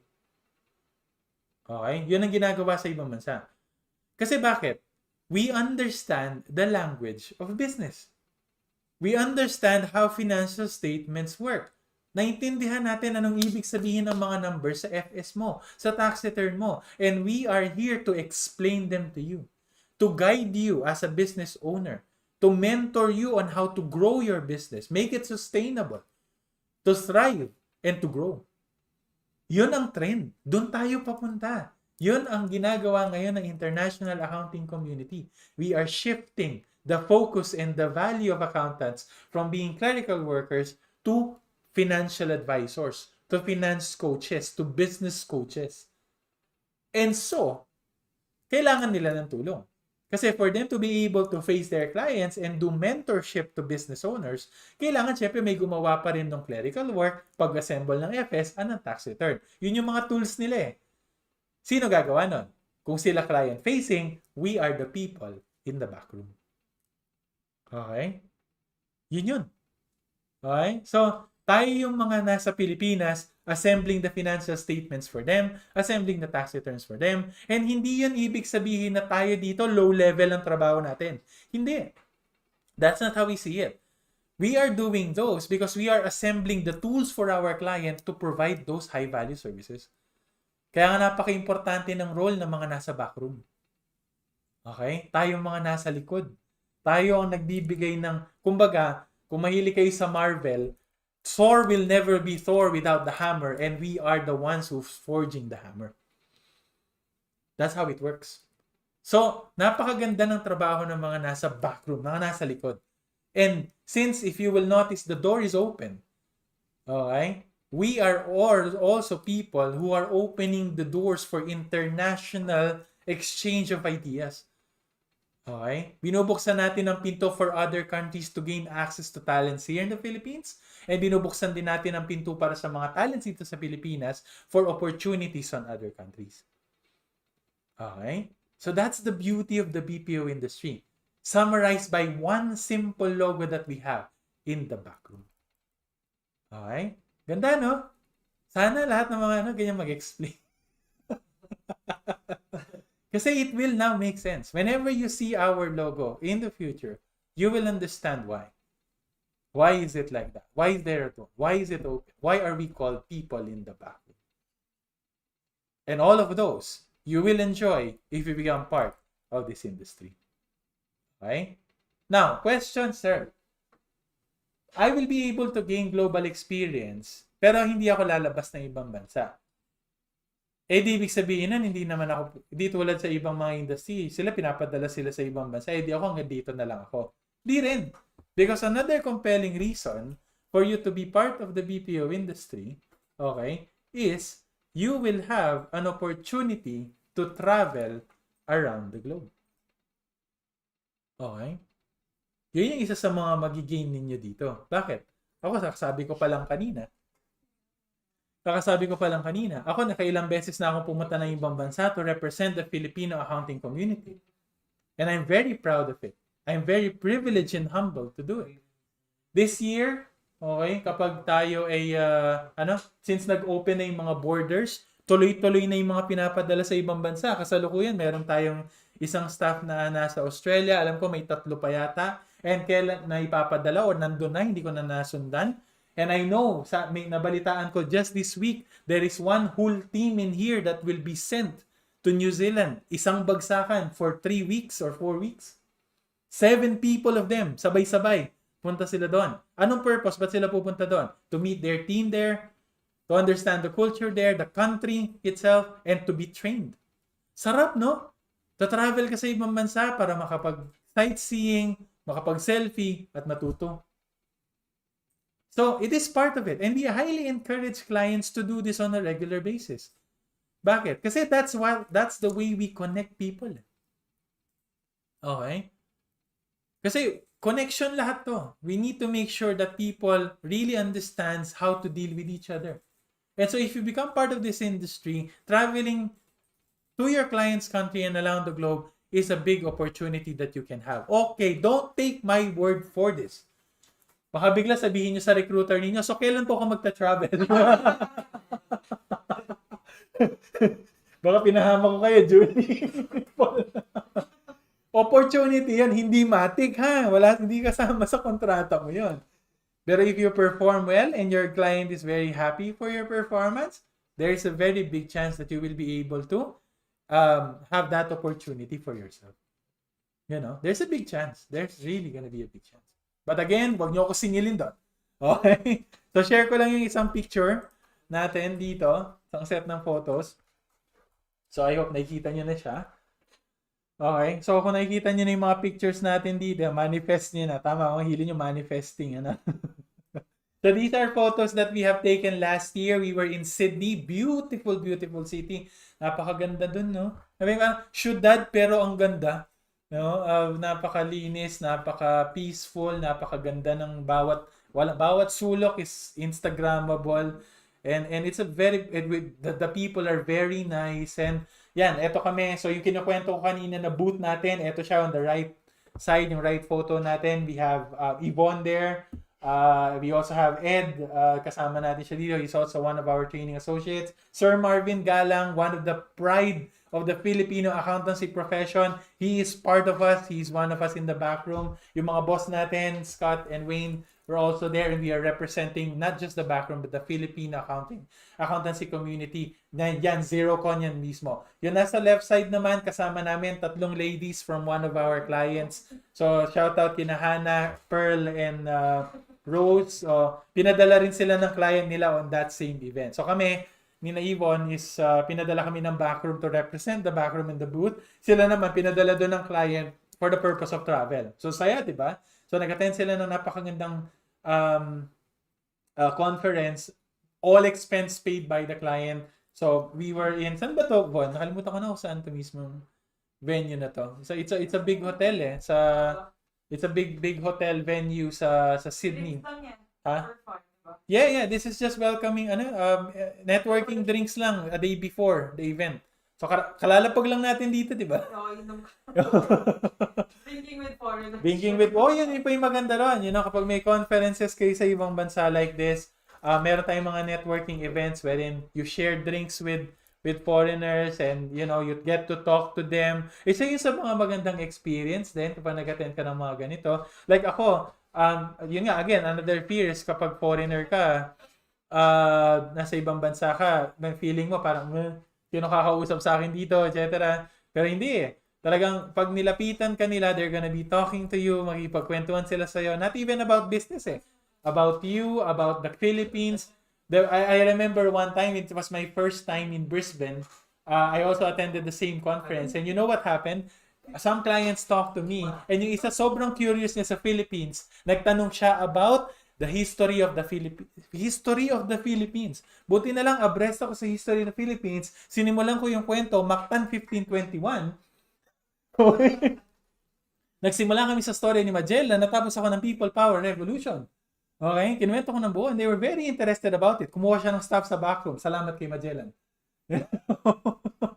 Okay? So they were very interested and it was a very fun and beautiful experience that I had. So these are the opportunities that you will be able to exhaust. Again, not a guarantee, but it's something that you will, you can look forward to if you become part of this industry. Okay? Now, next, ano pa? So makapag-travel ka sa ibang bansa, matuto ka sa ginagawa nila. Ano pa ang mga maganda natin pwedeng maging rason bakit maging part ka ng industry na to? Well, sabi ko na to kanina, you can keep up with the technology trends. Dito sa Pilipinas, sadly, the accountancy profession is still very old school. May gumagamit pa ba na spreadsheet? Spreadsheet. Columnar? I mean, ang tawag dito? Sige nga, gusto mo makita sa inyo, mga nandito. May gumamit pa ba sa inyo ng columnar in school? Whether it's feasibility study or, kasi yan? Practice set or whatever. Tingnan ko nga, makita ko sa chat kung mayroon pa. Yeah, yes, tapos sad face. Gusto mo natin kung may mga gumamit pa nun. Kasi alam ko may mga gumagamit pa nun.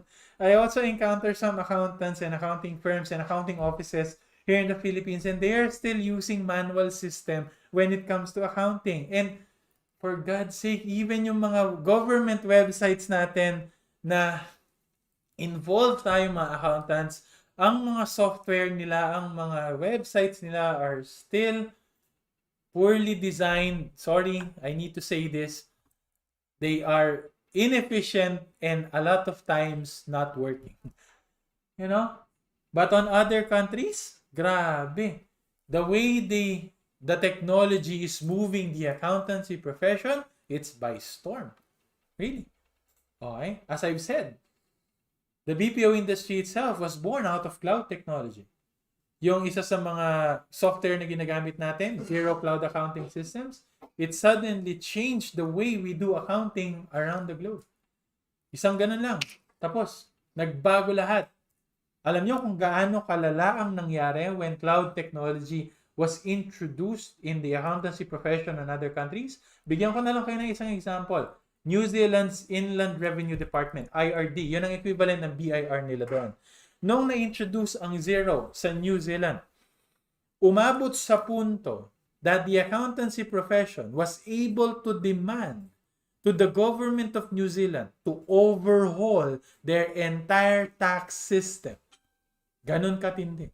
Binago yung buong website, ikinonect sa mga accounting software, and now the way they file taxes is 100% paperless.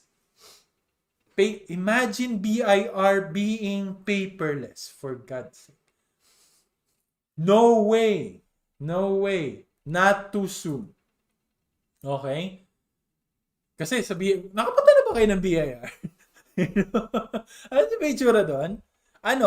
Kalahati building, kalahati papel. Ganon. Okay? So, normal yun. Nakikita natin yun dito. And it's still a long way to go for us. But for other countries, paper is not a thing. You don't even need to keep a paper. You can just keep a digital copy of that receipt and you're good to go. Everything is done online. So, if you are learning a lot of these things happening outside, you will be able to adopt these. Isa yan sa mga rason kung bakit ginagawa namin itong mga efforts na to. Ito, personal agenda ko na to.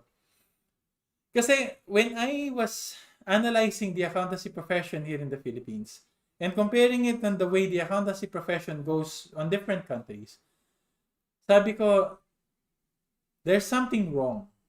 There's something na dapat ayusin on the way we do things here. Ang problema, one person like me can't do it. Can't change things. I can't do it. And each of you individually, you can't do change. Even though we want to. Hindi natin kaya. It has been there for 100 years. Saan ko nabunot yun? 100 years na yung accountancy profession sa bansang to. And hindi natin kayang baguhin yan overnight. So what I thought of doing is, I think the most effective way to apply changes in and improvements in the accountancy profession here in this country is to give you guys the idea how things work on other countries. Bigyan ko kayo ng idea kung ano yung ginagawa nila doon, ano yung mga magandang mga practices nila doon, yung technology nila doon, so that when it's time for you to control, to manage, and to move this profession. Kasi hindi pa natin oras ngayon eh. Pero darating ang oras na tayo nang magpapatakbo ng accountancy profession. Mangyayari yun. I want it that by that time, nakapasok na kayo sa BPO industry and you saw how the world works. So that at least the way they do things on another country, you can help us collectively to bring that change in this country. Ganda, no? Sarap mangarap. And I want you to all dream about this. I want you to dream na sana ganito sa Pinas. And then in time, collectively, we would decide ganito gawin natin sa Pinas. That's how I want to change the profession. And I believe this is the reason why I was given the title Certified Public Accountant, even though I never asked for it. I never asked for this. But I needed to find the reason why I was given the title CPA. And I believe this is it. Hindi man ako magbabago ng profession, I will bring people the courage and enough understanding of how the profession should be.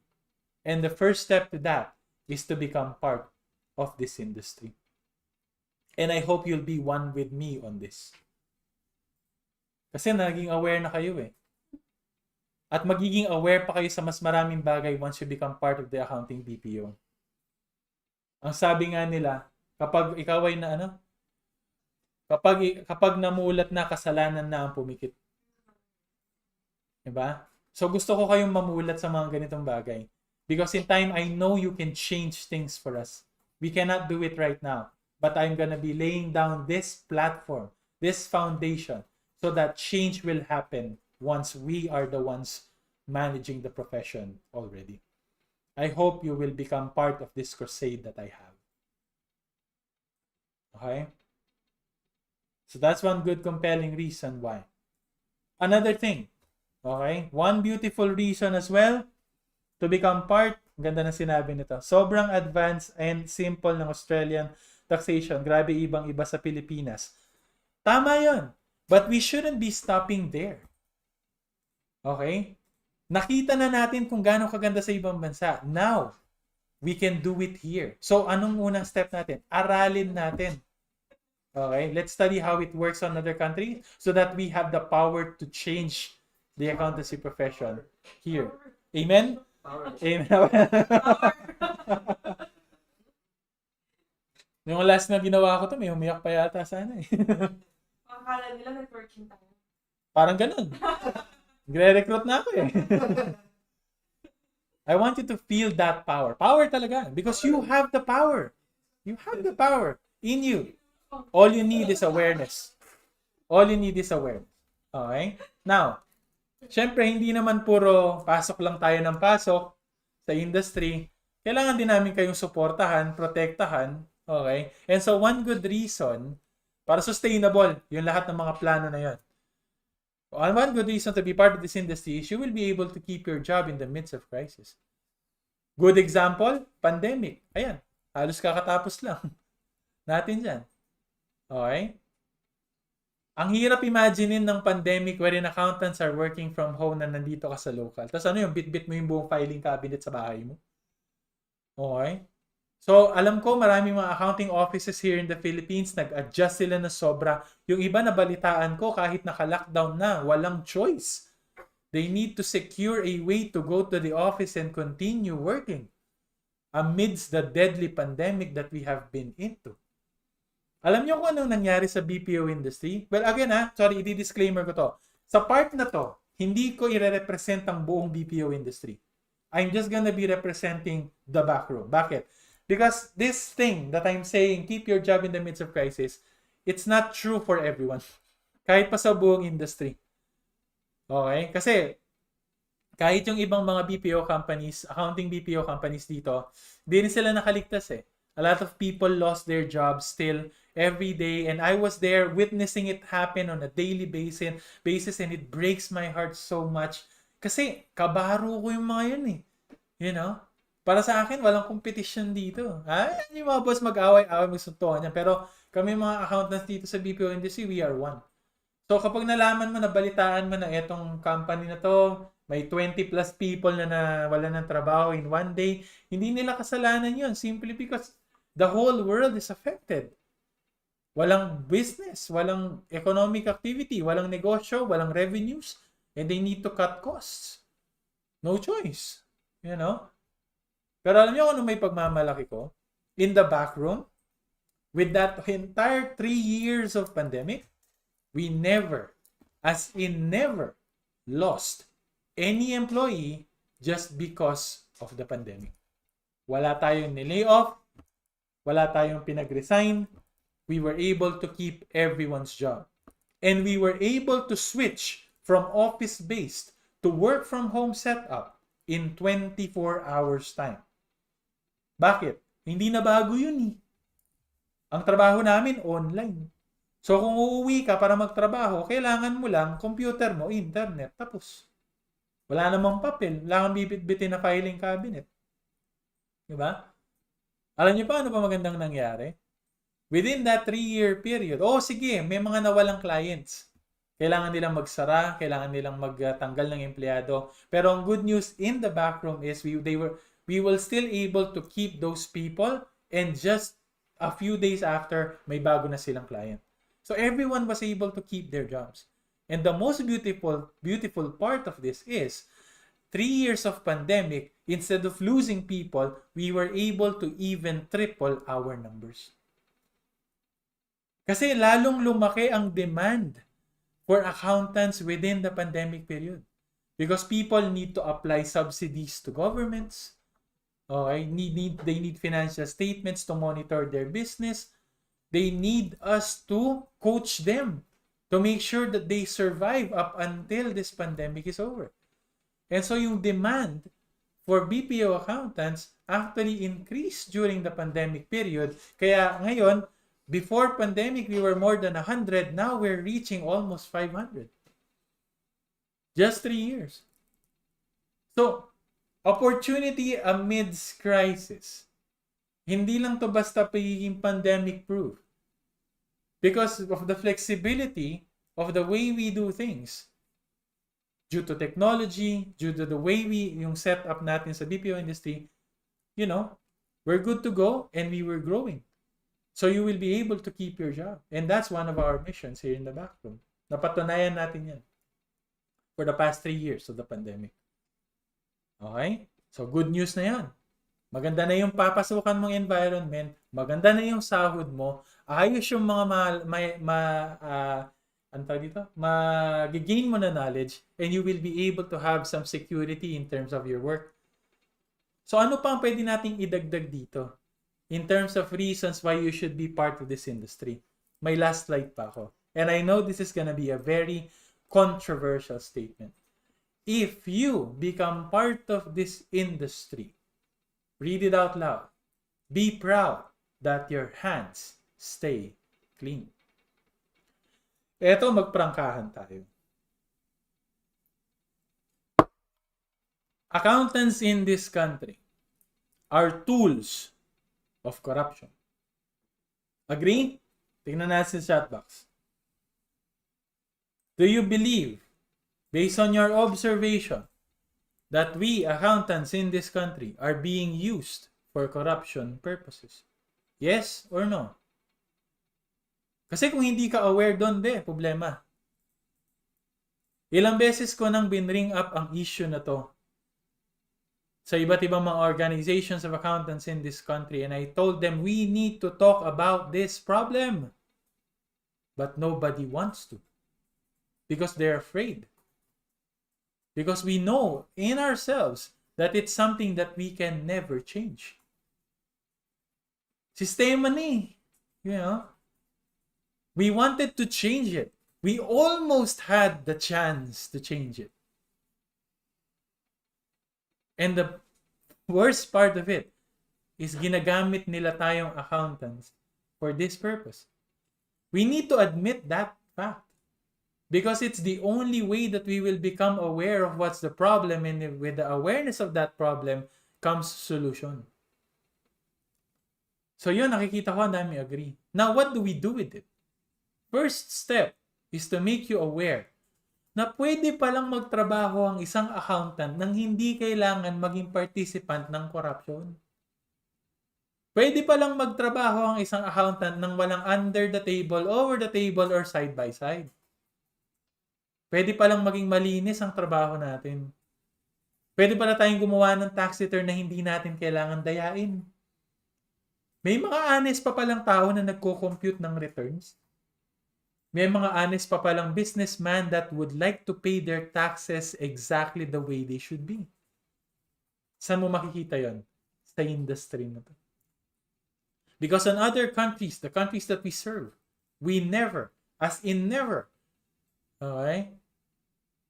Never kaming nandaya on any return, financial statement, or report that we ever produced for the clients. Sabi nga, tama si Yvonne, a good person can be ruined by a bad system. So for you not to be corrupted by that system that exists in this country, I will introduce you to a very beautiful system outside the country that is very clean. Your tool for that, be part of this industry. Because I want you to be proud that as an accountant, instead of you being used for corruption, you are being successful because the international accounting community knows your value. Di ba mas masaya yun? Mas nakaka-proud yun. And I want you to experience that. And if that is not a compelling reason for you to be part of this industry, hindi ko alam kung ano pa. So, I hope, all of those things will be enough reasons for you to be part of this industry. Kasi for me, they are very powerful. They are things that made me realize it's a good decision that I became part of this 9 years ago. Okay? So, doon pa lang, pwede na natin tapusin ito. Pero dagdagan pa natin. Okay? Pasayahin pa natin ang sarili natin. Kasi we were able to answer the question, why should you be part of this industry? And I know those are beautiful, big reasons for you to be part of this. Ang question next natin yan is, okay, convinced ako that I should be part of this industry. Ang tanong, kung papasok ako dito, saan ako papunta? Okay? What career path should I expect from this industry itself? Now, let's answer that question. A lot of people are very afraid to be part of this industry because they lack experience and all of that. But I'm going to be leaving you with a beautiful statement that I hope would inspire you to become part of this. Ano yun? Remember that in the BPO industry, it's not just about counting years. Okay? It's not about counting years. We don't even care if you have 5 years of experience, 10 years of experience, or no experience at all. Bakit? Because hindi automatic na kapag 5 years ka, dapat senior accountant ka. Pag ganito ka. So, hindi to seniority, walang bureaucracy, walang corporate ladder. What we are trying to do here is we measure the value of everyone. And measuring the value of everyone is based on what you can contribute to the company itself. Okay? Yun yung maganda dito. Walang seniority, walang power tripping kasi mas matanda ka sa lahat. If you have a lot of things to contribute in an organization, then we want you and you can progress. Kasi sinasabi ko sa inyo mga kapatid, hindi mo kailangan maghintay. Nangyari sa local. Nangyari, gobyerno na lang. Oh. Kailan ka makakapunta sa taas ng corporate ladder? Pag namatay na yun, di ba? Hintayin mo muna. Hintayin mo muna mamatay. Di ba? Nasa taas. Di ba totoo naman? Pero dito sa BPO industry, hindi ganun. One beautiful instance that I have, instance that we have in here is this. We were able to have a team leader out of someone who started as a fresh grad with us, as in total no experience, galing ng uni, kaka-graduate lang. Okay? 2 years lang, naging team leader siya. So kung pagbabasihan natin is counting the years, disqualified siya. Imagine, 2 taon ka palang nagtatrabaho, first job mo Paano ka magiging team leader? No. Okay? Pero kung pagbabasihan natin, skills, amount of contribution, yung experience niya, yung value niya, she was hailed as qualified to become a team leader. So that's why, on the next statement that I have, it says here that more skills in this industry means more value. So kung gusto mong mag-succeed, so kung gusto mong mag-proceed sa industry na to, don't count your years. I want you to count your skills. Improve your value. Increase your value for yourself. Because that's what will propel your career progression in this industry. Okay? So, yun na lagi yung tandaan. Being an accountant in the BPO industry is all about building value. Now, on the second part of this presentation, I will give you some techniques, secrets. I will be sharing to you ano yung mga dapat ninyong gawin. Okay? To succeed in the industry, number 1, bibigyan ko kayo ng mga tips based on my 9 years of experience in the BPO industry. Ano yung mga bagay na dapat ninyong tandaan para mag-succeed ka sa industry na to? And number 2, bibigyan ko kayo ng bonus. Ano yun? I will be giving you a guide on how to secure a position, secure a job in this industry. Tutulungan ko kayo para makumbinsin nyo tong dalawang to, nakunin kayo, okay, sa industry na to. Bigyan natin sila ng sakit ng ulo para wala silang ma-reject na kahit isa sa inyo lahat. Okay? I'm gonna be doing that on the second part of my presentation. But for now, I will be passing you over back to Yvonne because she's gonna be discussing a very important part, okay, of this webinar. She is gonna be presenting to you the scholarship program of the backroom. I hope marami pa tayong nandito who are still staying with us. Kung di pa kayo gusto niyo, kung nagugutom na kayo, kunin niyo yung pagkain niyo, kumain kayo sa harap ng screen. This is gonna be a very important announcement that Yvonne is gonna be doing. So, cut muna ako. I'm gonna leave now and I'm gonna be back in a few minutes. Yvonne, take it away.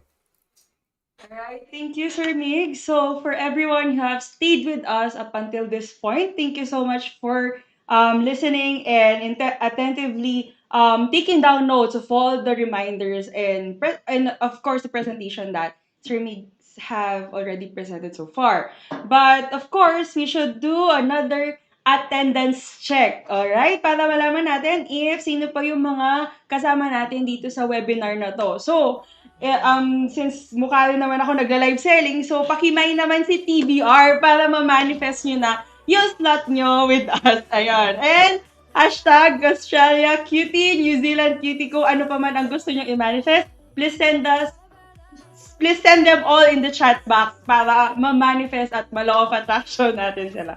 Alright, mga sis, pakimay naman si TBR. Just to keep the chat box alive right now.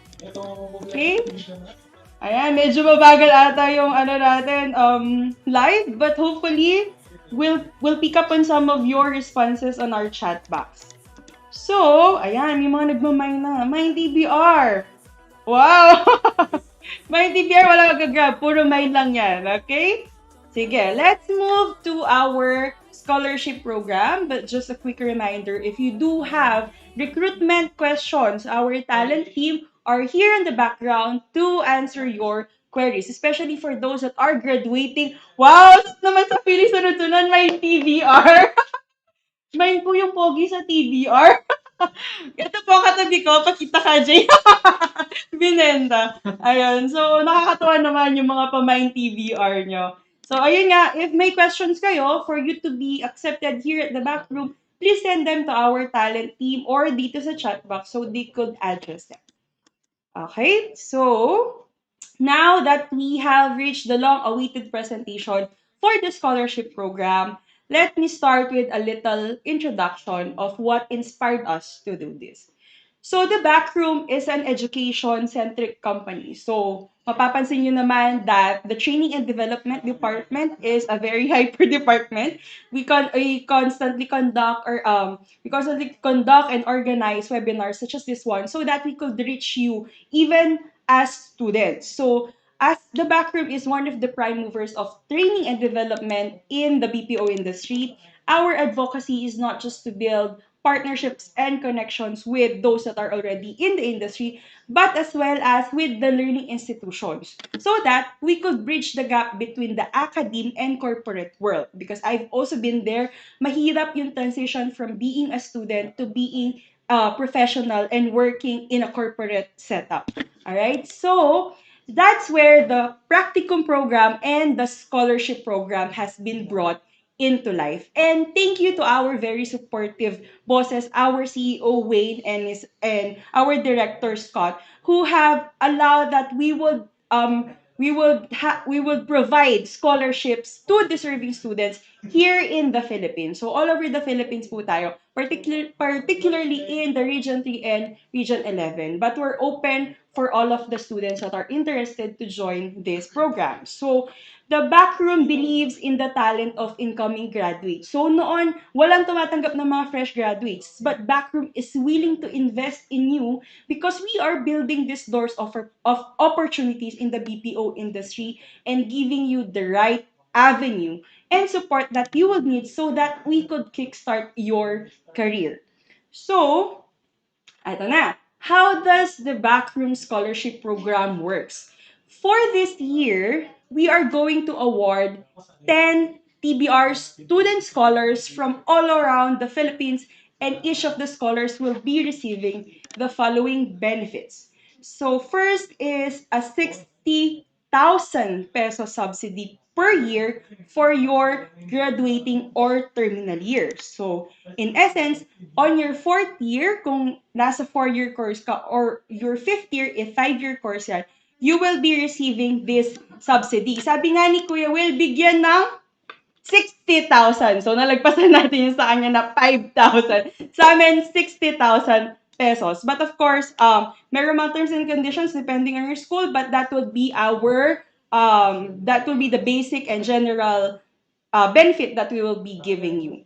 Another one is admission to the backroom practicum program. So this is another topic, but the practicum program of the backroom is designed by us in the training and development department, wherein as early as your OJT, you will be learning about international accounting. But that will depend on you if you wanted to do it with the finance or training department. So it will be varying. Meaning, you will be able to do your OJT with us if you haven't had it yet. So, may mga FEQs kami recently na, what if po nag-take na ako ng OJT namin prior to graduating year? Can I still qualify? Of course, you can because that's out of our control, but we will need your documentation from your OJT.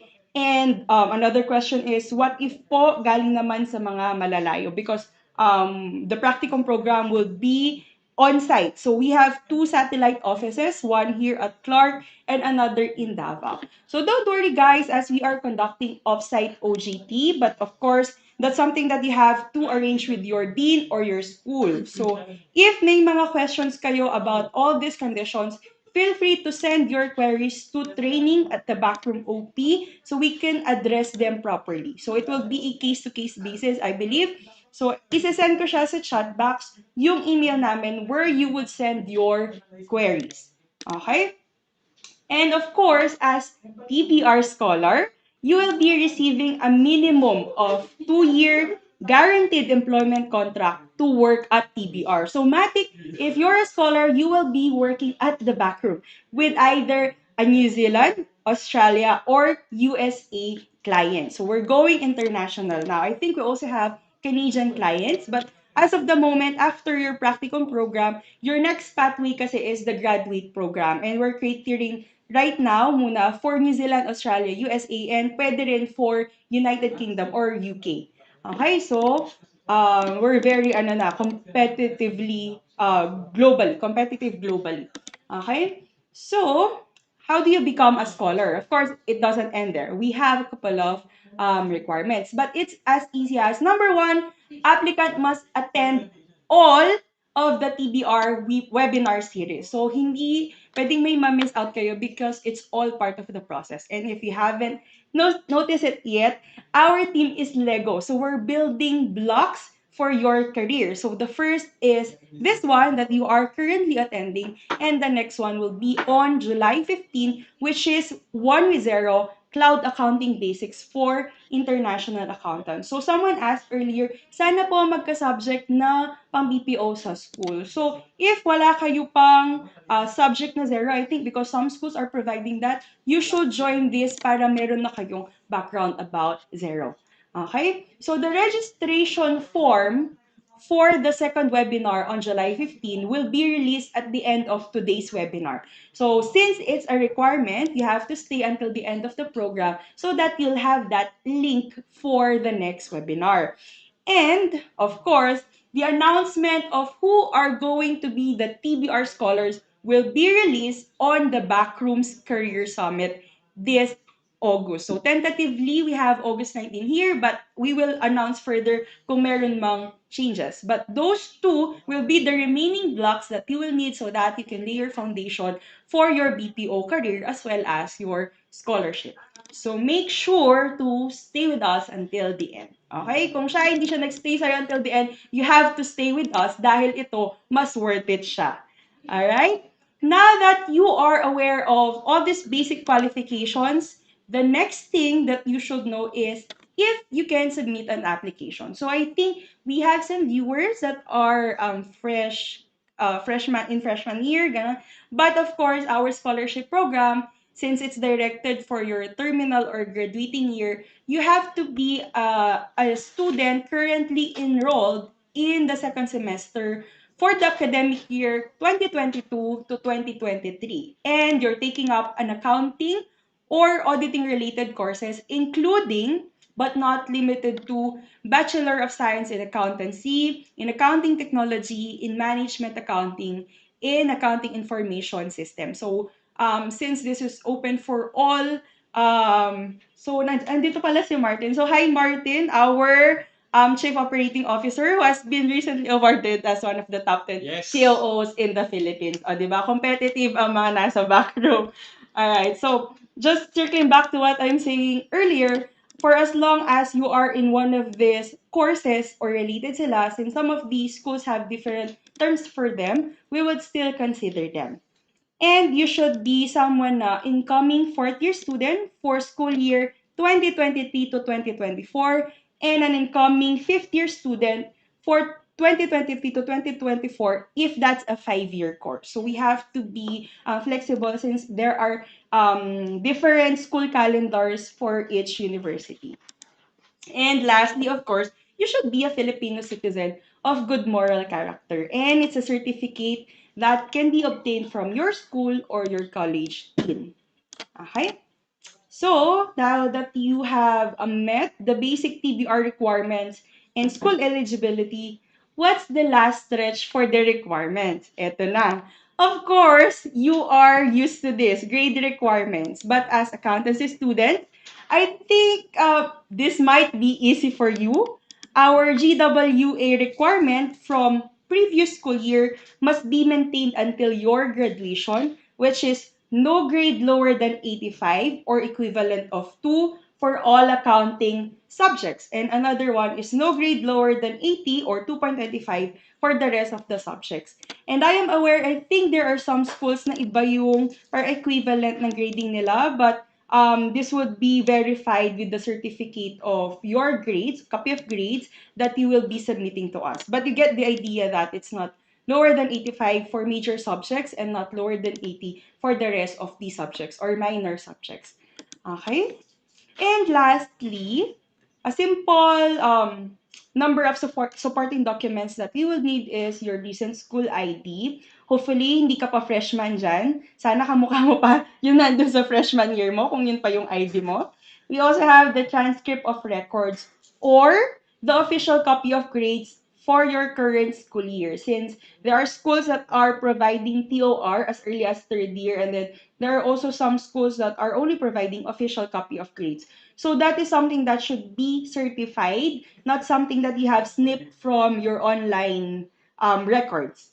All right? And we also have here endorsement letter from the university and particularly your dean. So it would be something na uniform for all. So we will provide the template for that. Finifill out na lang po ng dean nyo.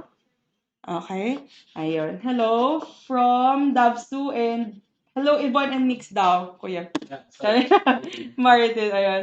And lastly, certificate of good moral character, which I have mentioned earlier. So, I guess you have a good internet connection to pick this up, but this will be the QR code for the application for scholarship program. So this will be the scholarship form. Your registration form for this webinar is not yet your application for scholarship, but through this QR code, you will be able to access or you will be directed to the application form. And I will send you the link in our chat box in case that the QR code is not applying to you. Ayan. I'll spam your chat box so that you'll have an access to it. If in case you missed the link, kindly message us in our Facebook page or through your GPA since we have contacts with them. We will be distributing those to them kung meron mang mga nag-register sa webinar na to. But please keep in mind, you have to fill this out correctly. Ayan sila. Sinend ko sila sa chat box natin. You have two options. Either scan the QR code or click the link or copy the link and then it will direct you to the application form.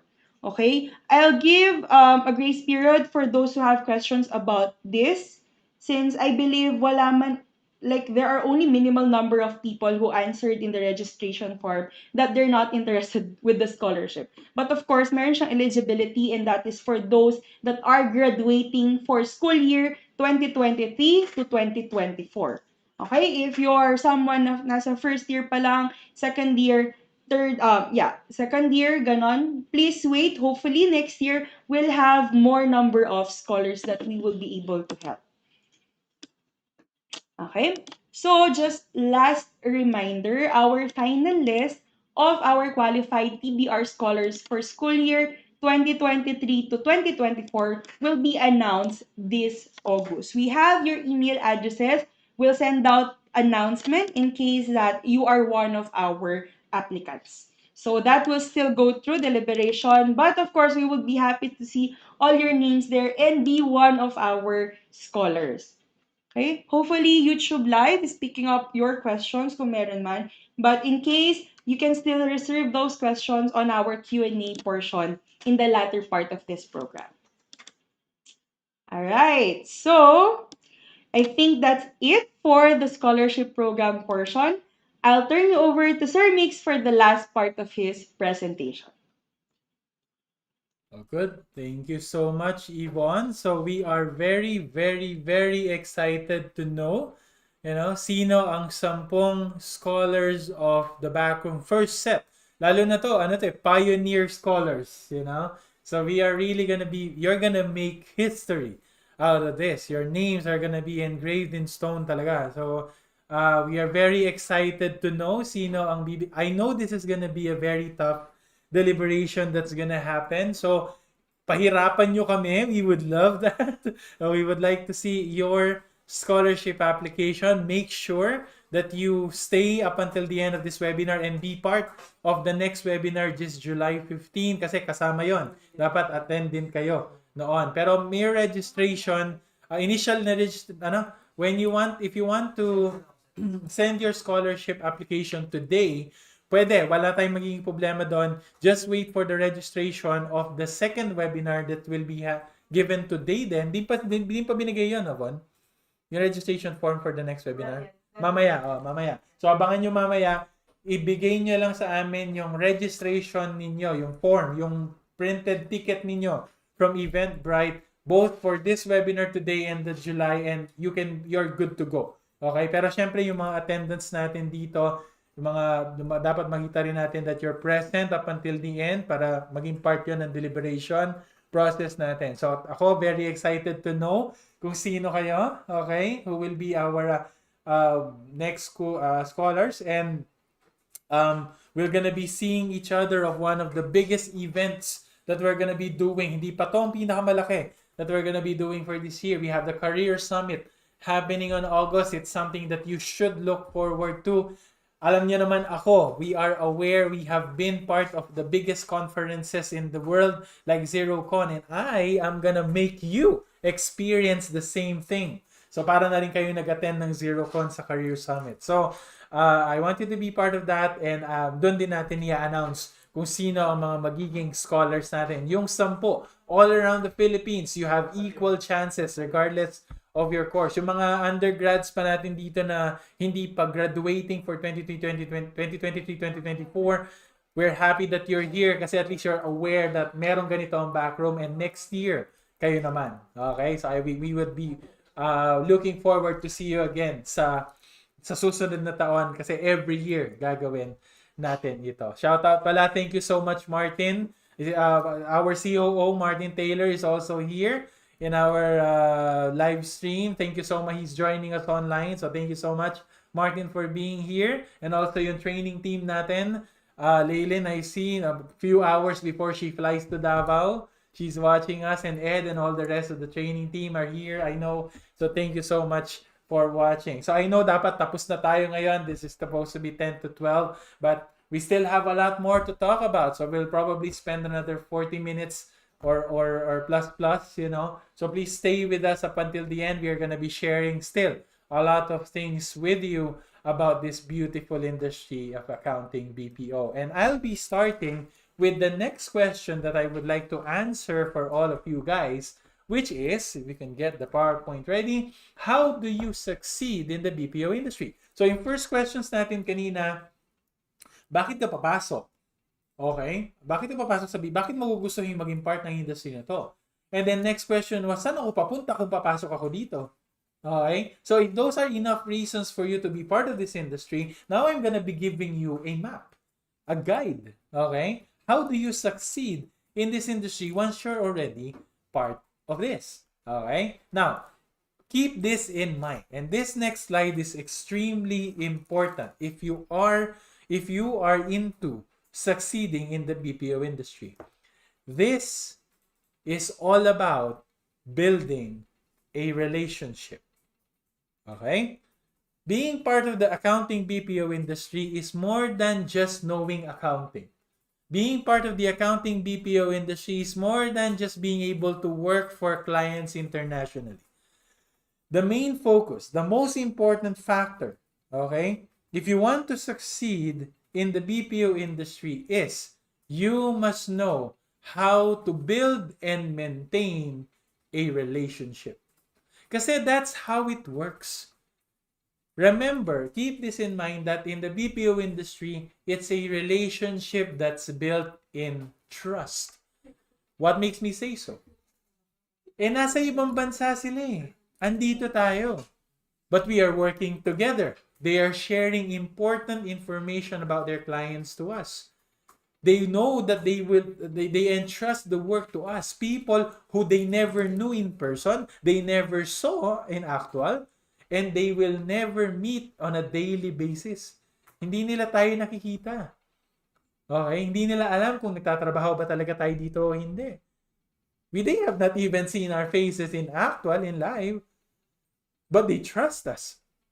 With all of that work, important work that makes them money, they trust us and trust us with all of those information, critical client information that they get from their clients and that we use to process in the tax returns and financial statements. It's a very heavy trust that they give us. Because lagi niyong tatandaan when it comes to relationship, kahit anong klase ng relasyon pa yan. Boyfriend, girlfriend, mag-asawa, magkaibigan, BPO industry, a relationship that is built in trust is a relationship that lasts. Ayun, sarap pakinggan, ano? Okay? At ito tatandaan ninyo. Ito lang po, ang klase ng relationship that you can have in your life na legal ang third party. What? Pwede yun? Subukan nyo ng subukan mong gawin yan with your boyfriend or girlfriend. Tignan ko lang kung magtagal. But in this BPO industry, this is called a tripartite relationship. Tatlo tayong parties involved in this relationship. Sino yung mga yon? Ikaw as a staff, the client, and the BPO company itself. In our case, the backroom. And we have important roles to fill. Okay?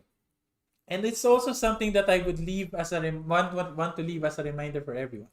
If you're part of this BPO industry, you must also know your importance. Sino ka ba? Anong value mo dito? Ano yung importansya mo? You must be aware of it. You must know it. Bakit? Because that's the only way that you would be able to know what to do. Yun ang ganda rito sa BPO industry, for accountants. We are all equal. We have equal responsibilities. We have equal importance in the organization. Hindi to puro seniority lang and people exercising power trip. Nope. That's not how it works. Okay? Kasi ikaw, as a staff accountant for your client, has a role to fulfill. Your manager doesn't necessarily become your boss.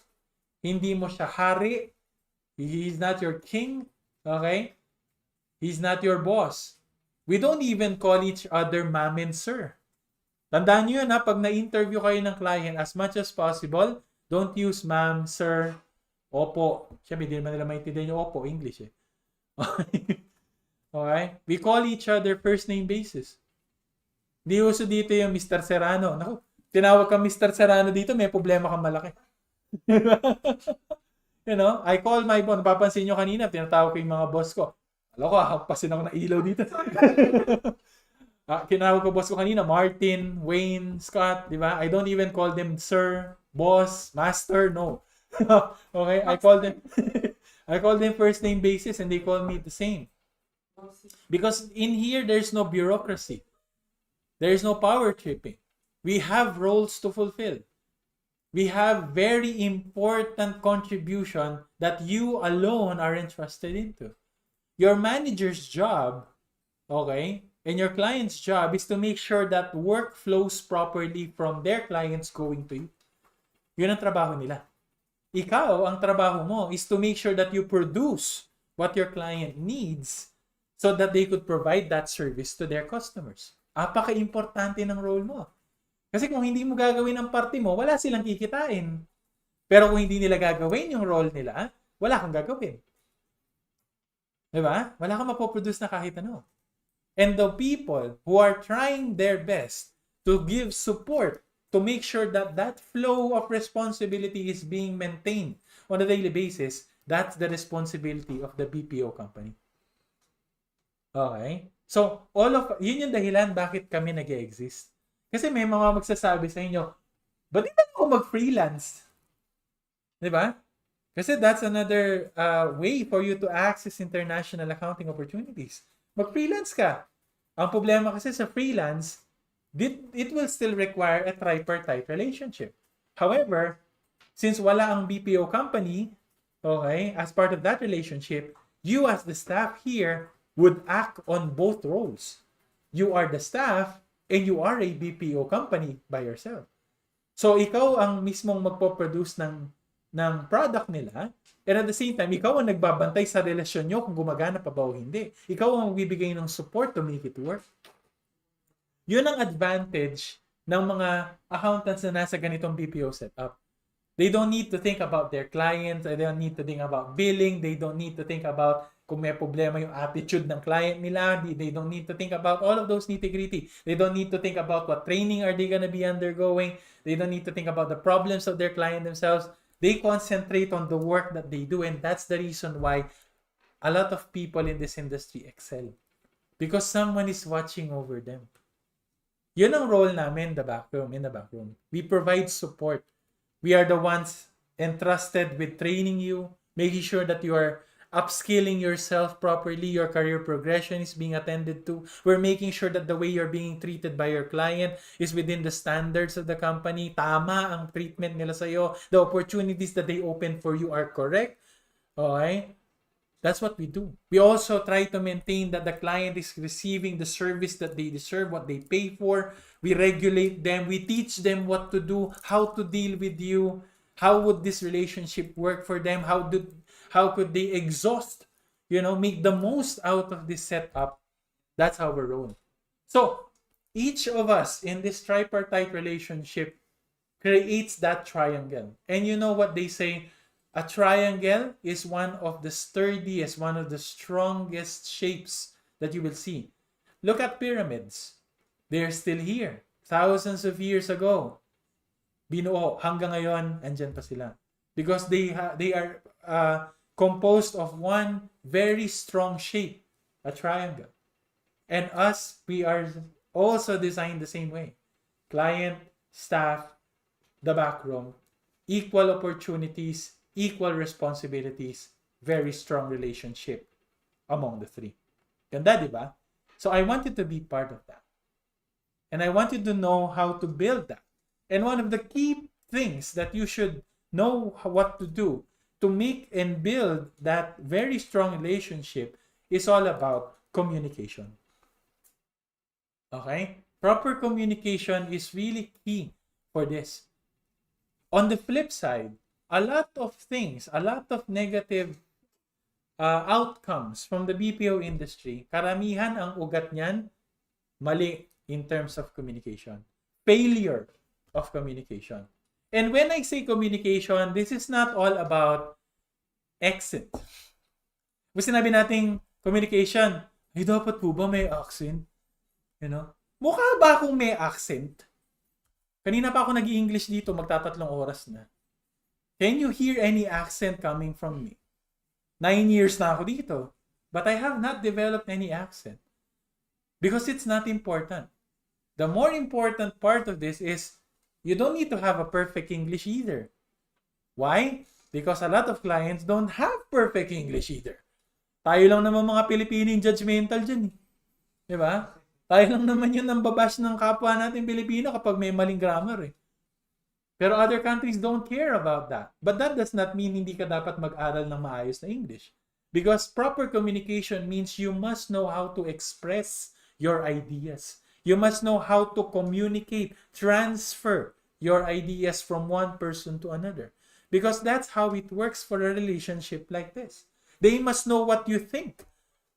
Hindi pwedeng puro utak lang. Matalino ka, oo. Lahat ng information nasa ulo mo, oo. But it needs to escape.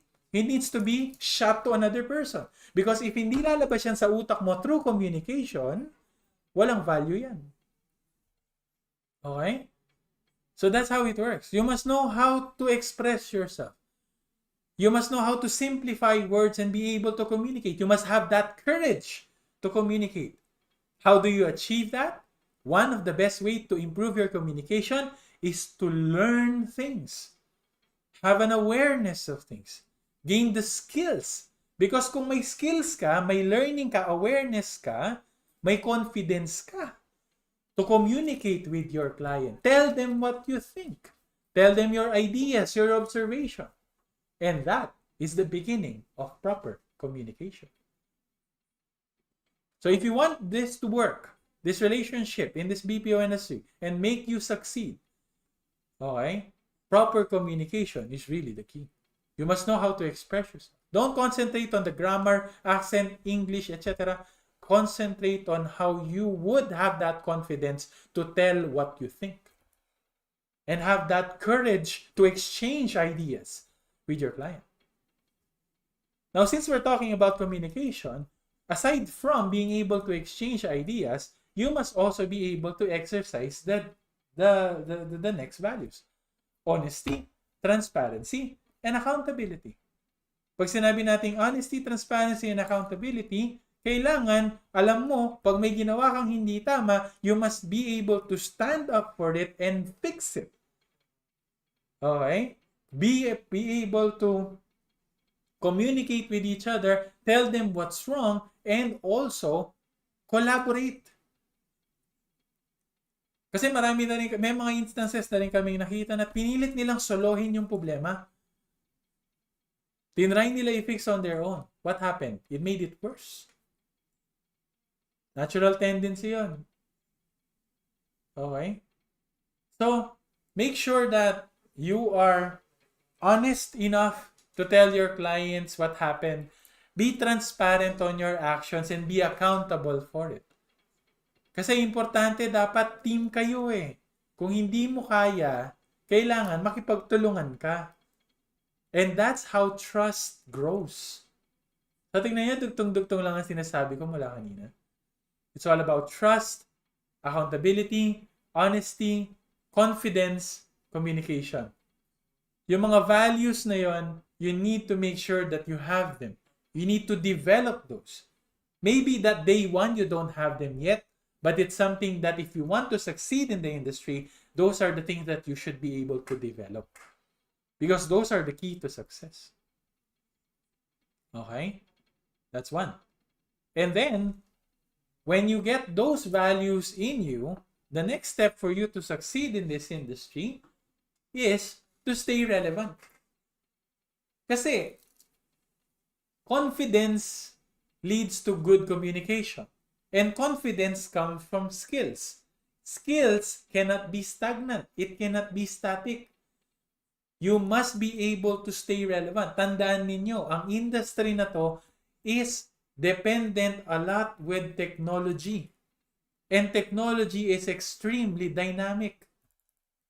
Noong una, nag-start tayo sa Facebook, tapos nagkaroon ng cloud computing. Ano nang meron ngayon? ChatGPT. Okay? Machine learning is taking itself, higher and higher and higher to provide us with good functionality. Now, a lot of people will ask, actually, meron pang isa pala dito na nabasa ko. They challenged AI to answer accounting board exam, I think. Or is it an accounting exam?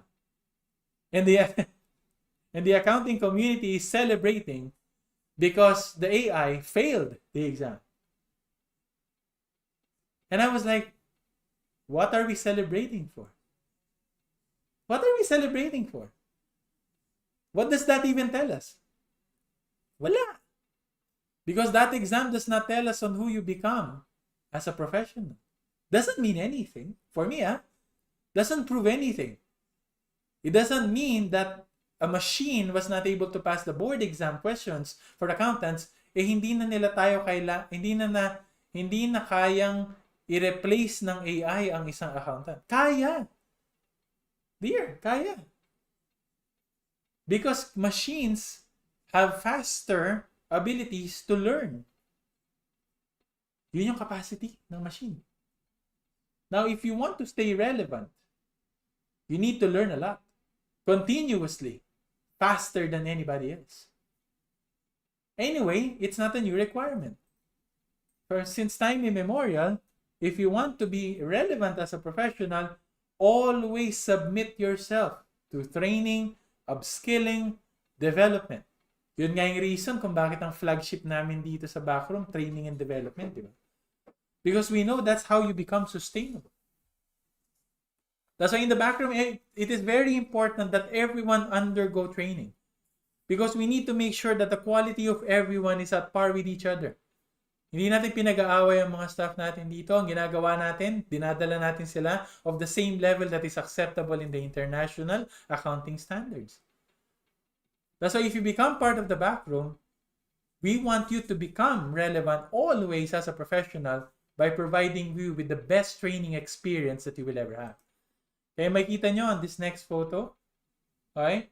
Yan yung mga recent graduates natin. Mga trainees natin yan dito.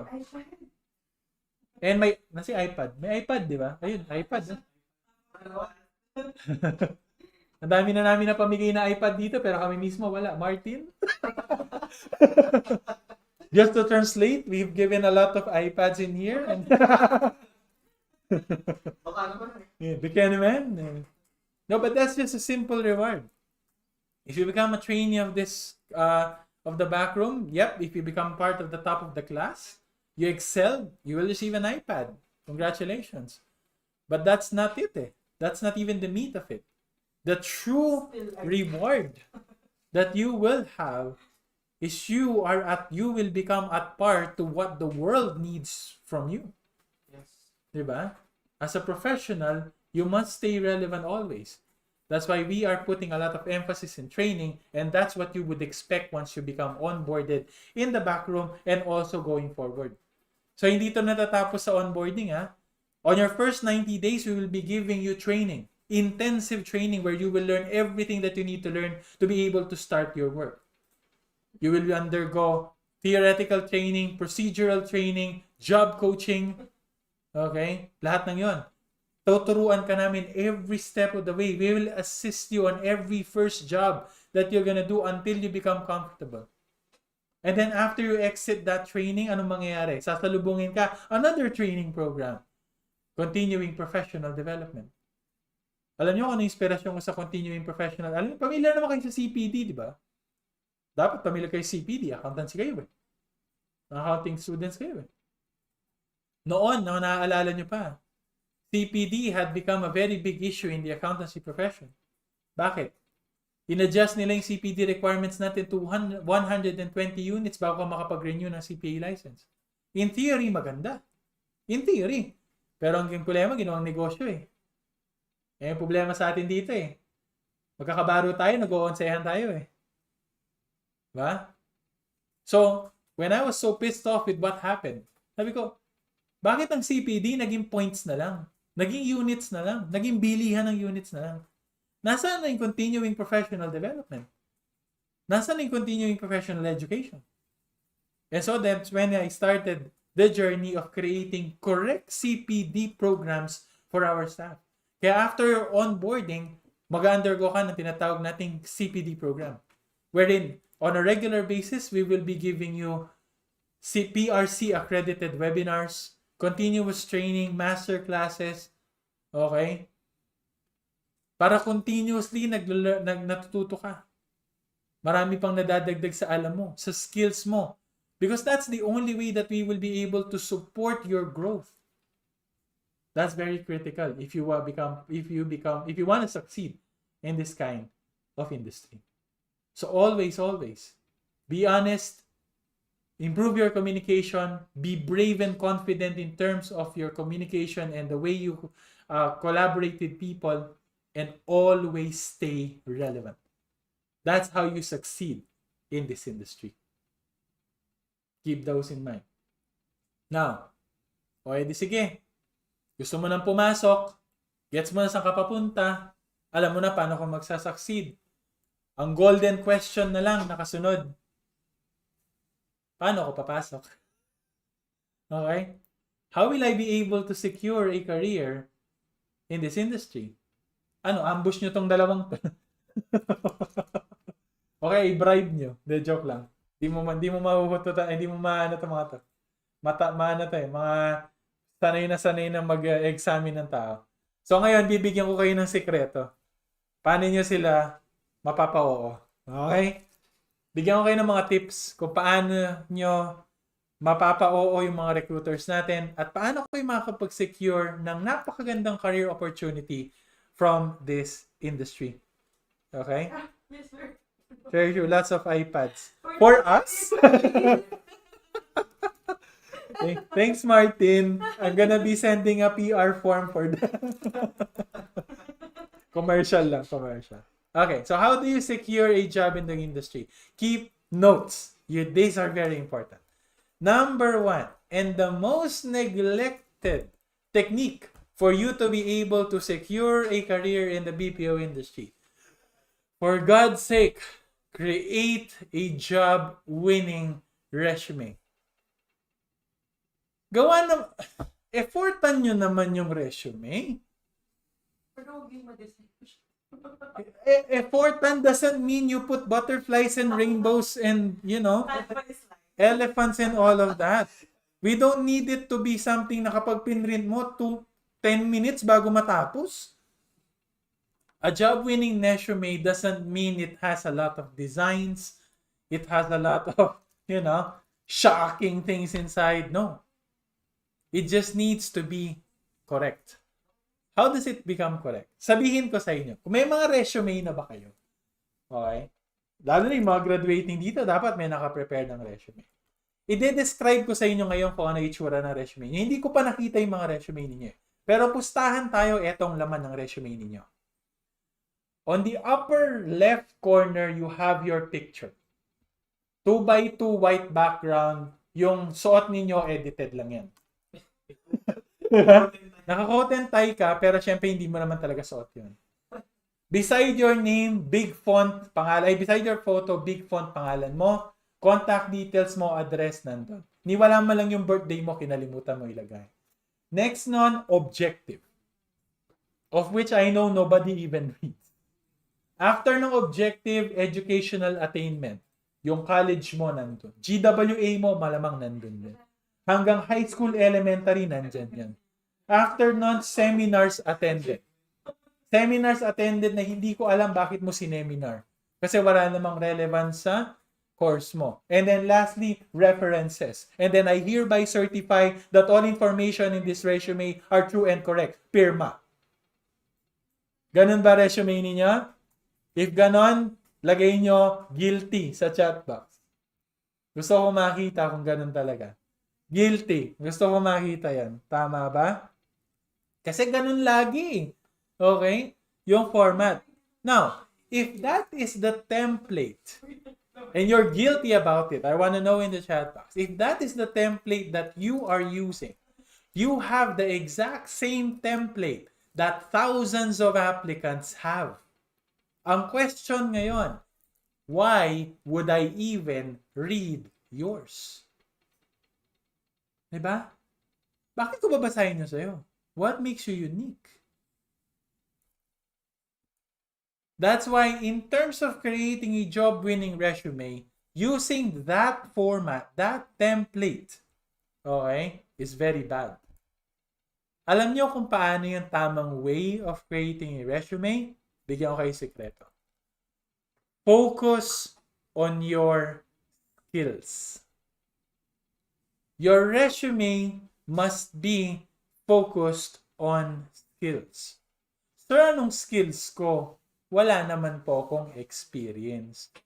Tama, wala kang experience. Pero you know something. You can do something that others may not be able to do. Are you good with Microsoft Excel? Promote that. Emphasize that in your resume because it will be more valuable for me to know that you're good in manipulating spreadsheets more than knowing if galing kang kung saang eskwelahan. Because that's a skill. It's something that we could sell. If you know how to create PowerPoints, you're very good at designing. Explain to me why I would benefit from that skill and focus your resume on that.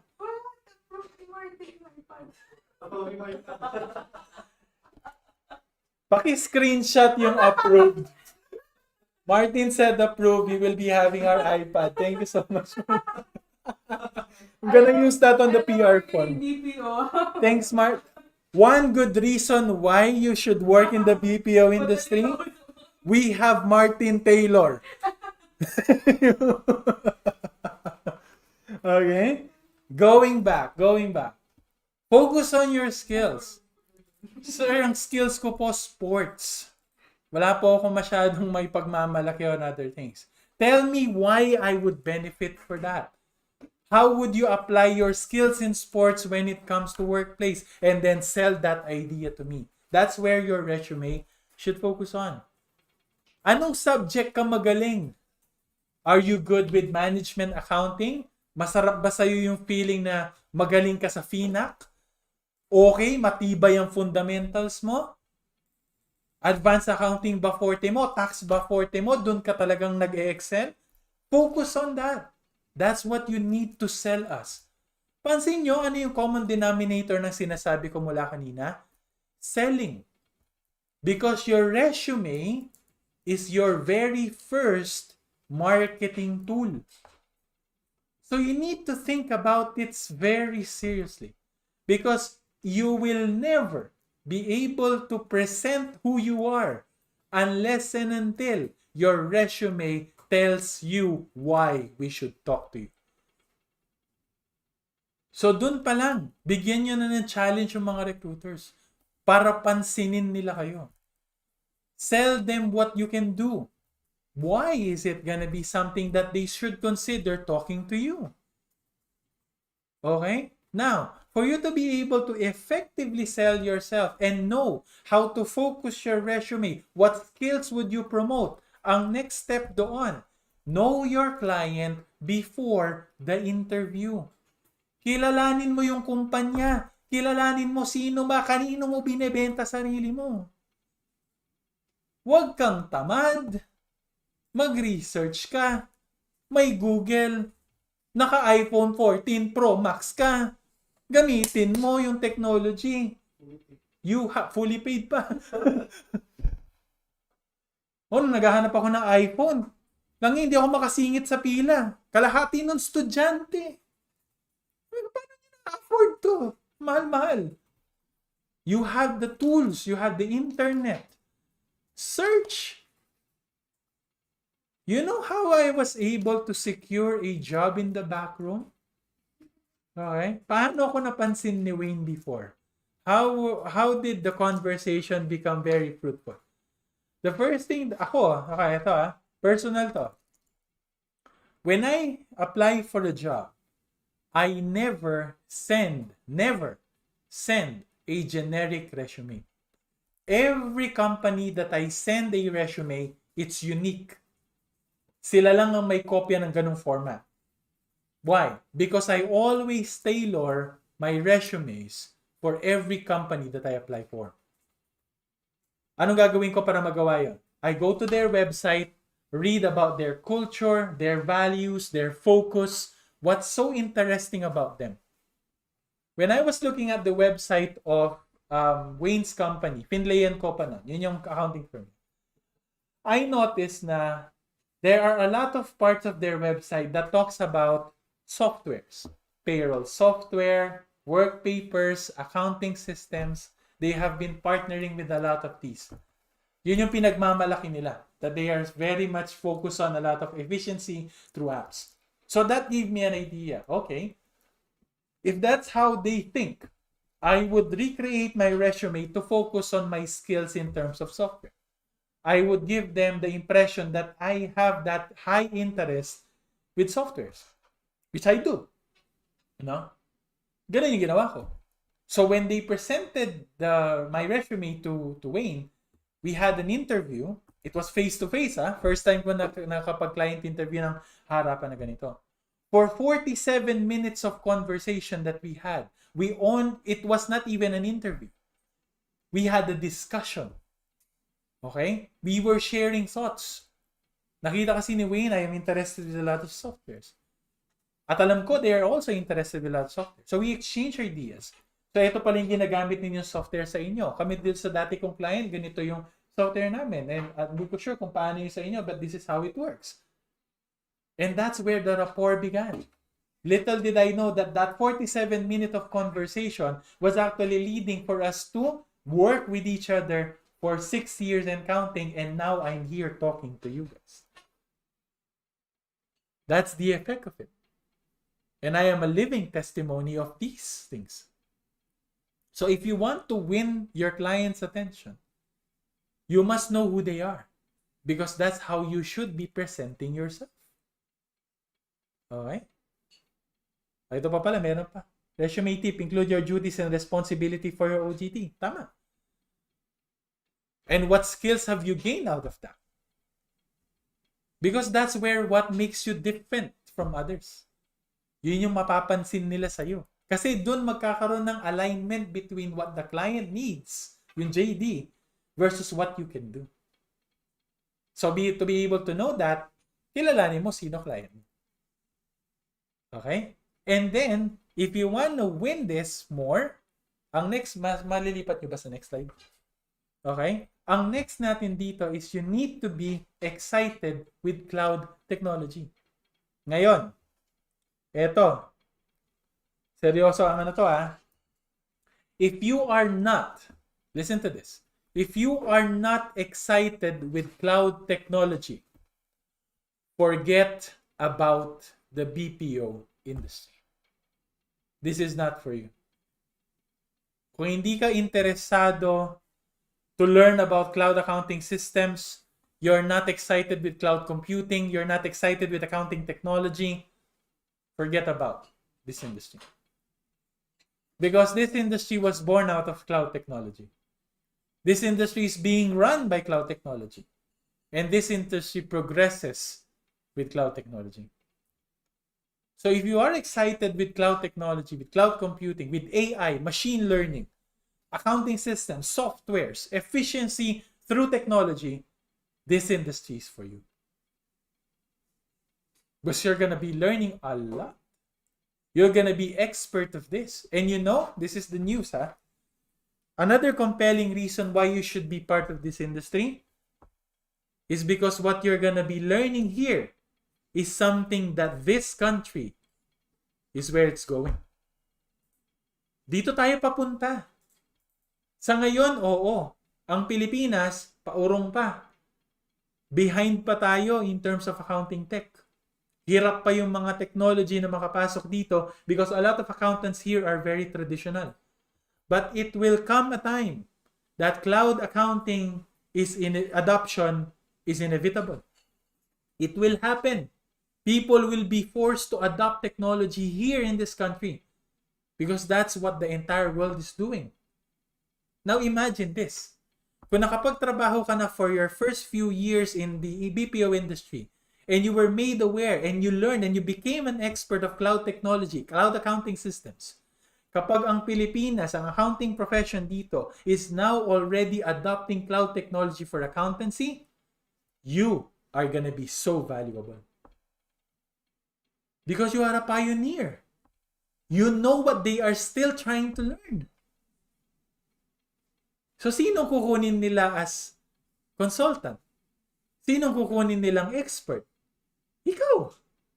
That's what gives you the edge. Not just in terms of your profession right now, your career right now, but just becoming part of this industry is actually preparing you for that inevitable future that we're going to be having for the accountancy profession.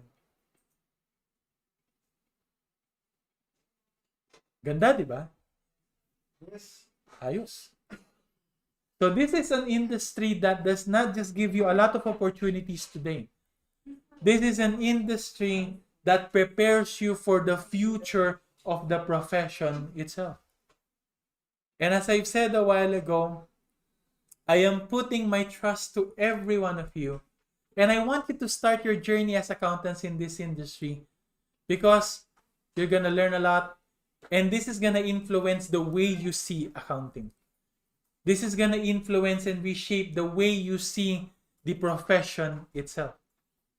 And this is the best way to start because the industry itself is going to be waiting for you.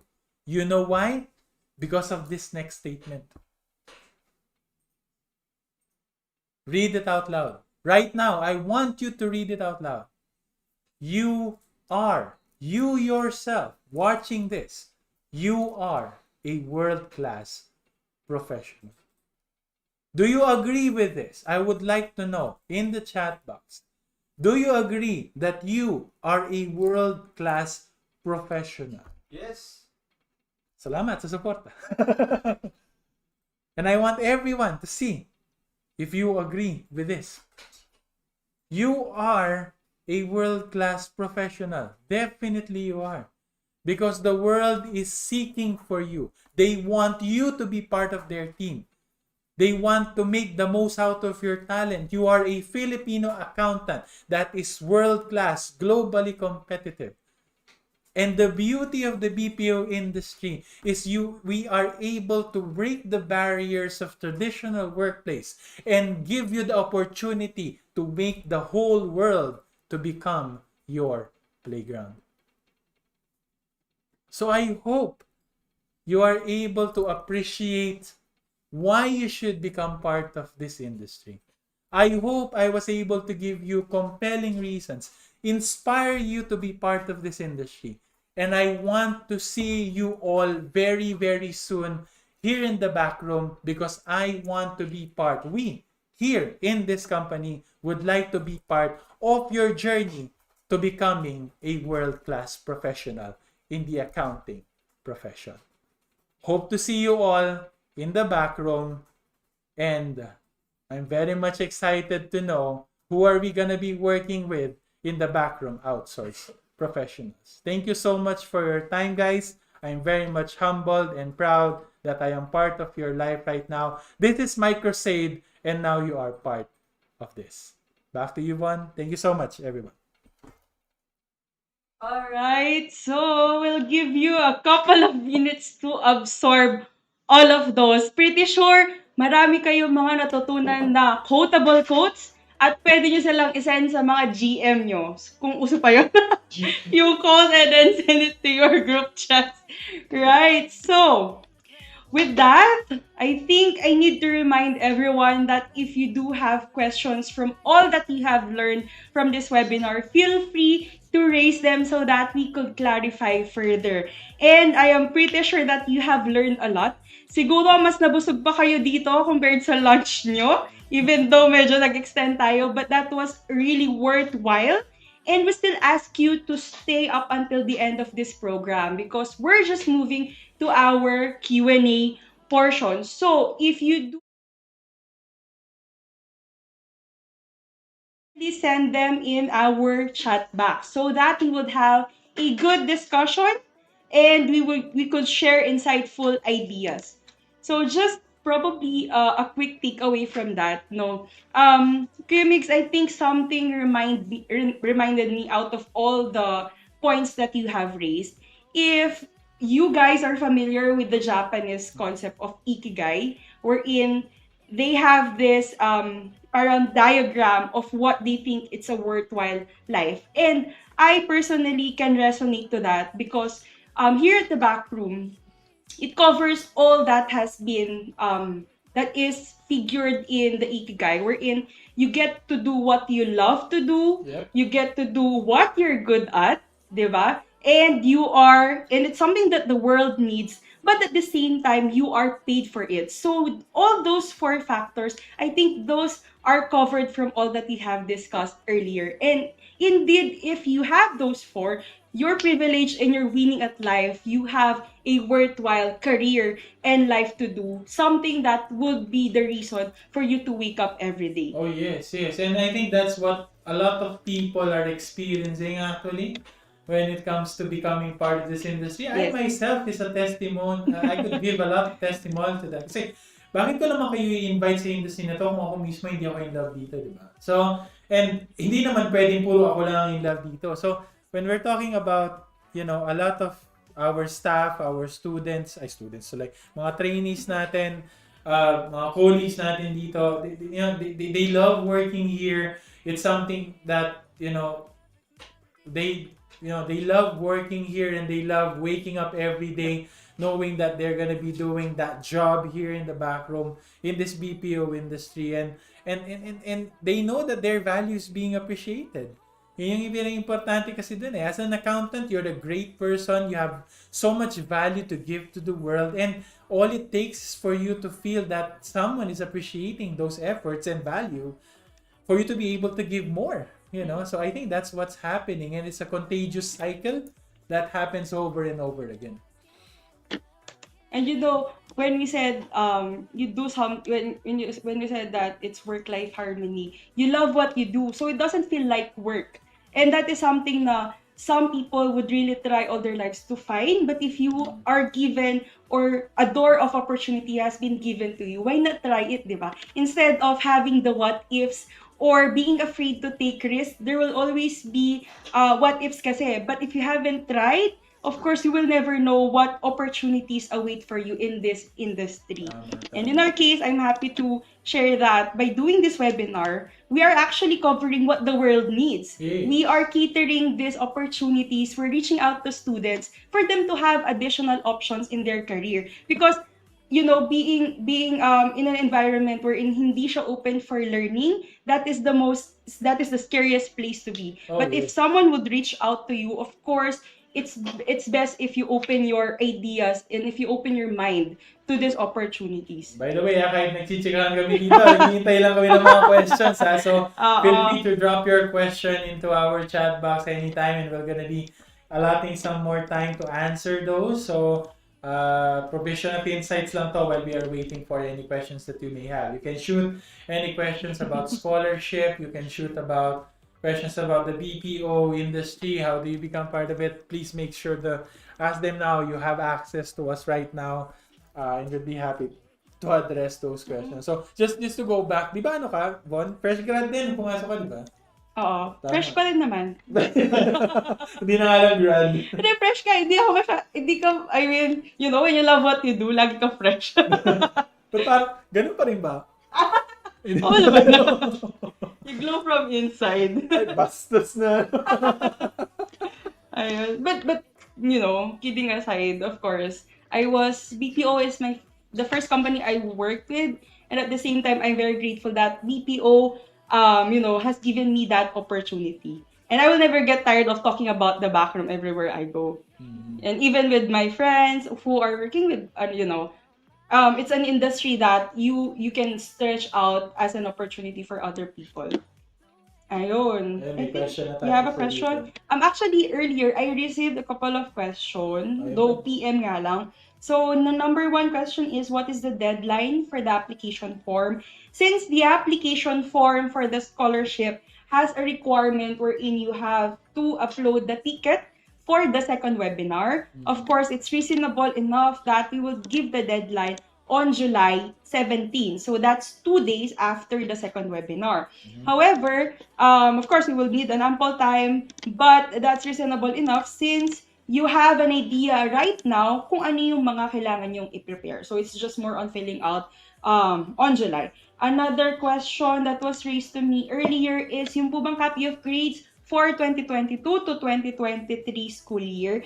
In the requirements, we have mentioned that it should be from the previous year. So, practically, it's for school year 2022 to 2023. However, you have to maintain those grades up until graduation. Yes.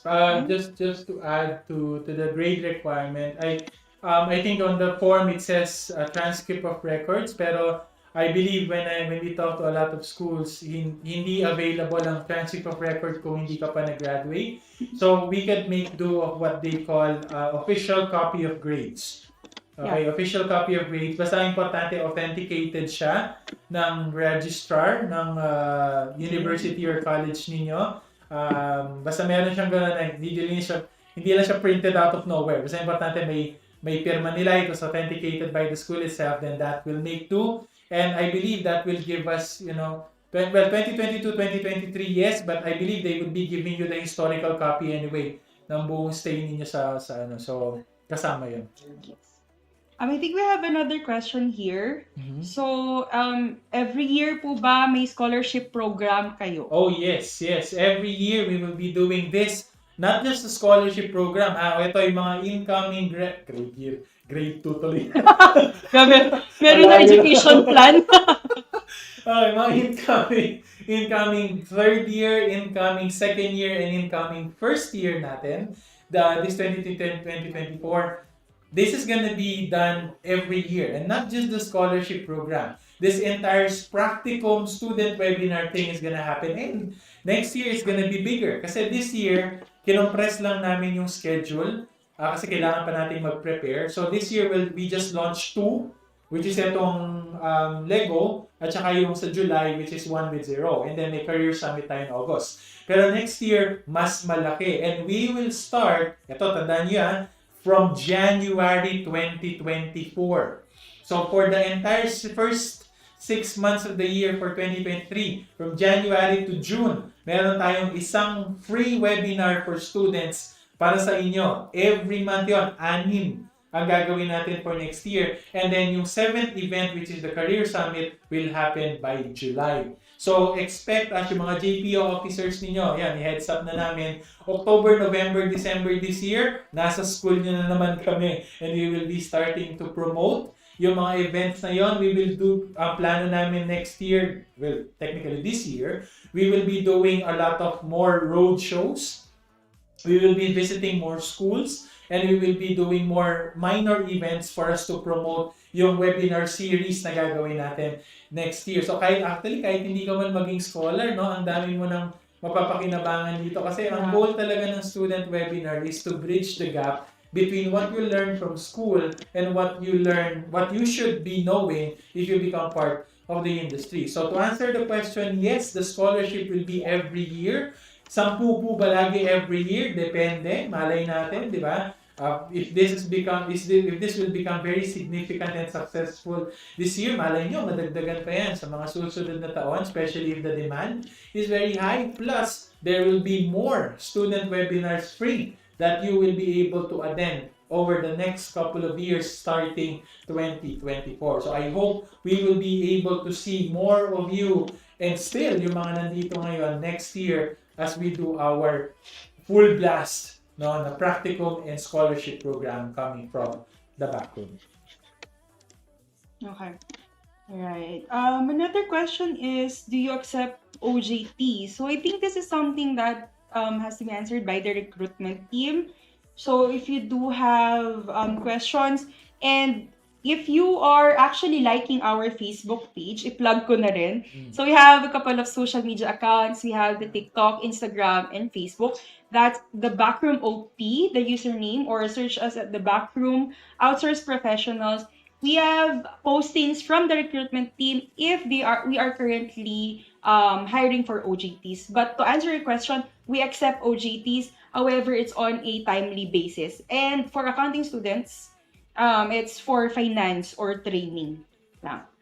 Maybe in time with the client base, but right now it's for finance and training department. Meron may interesting question dito eh. Paki-highlight naman na technical team yung kay Arceo.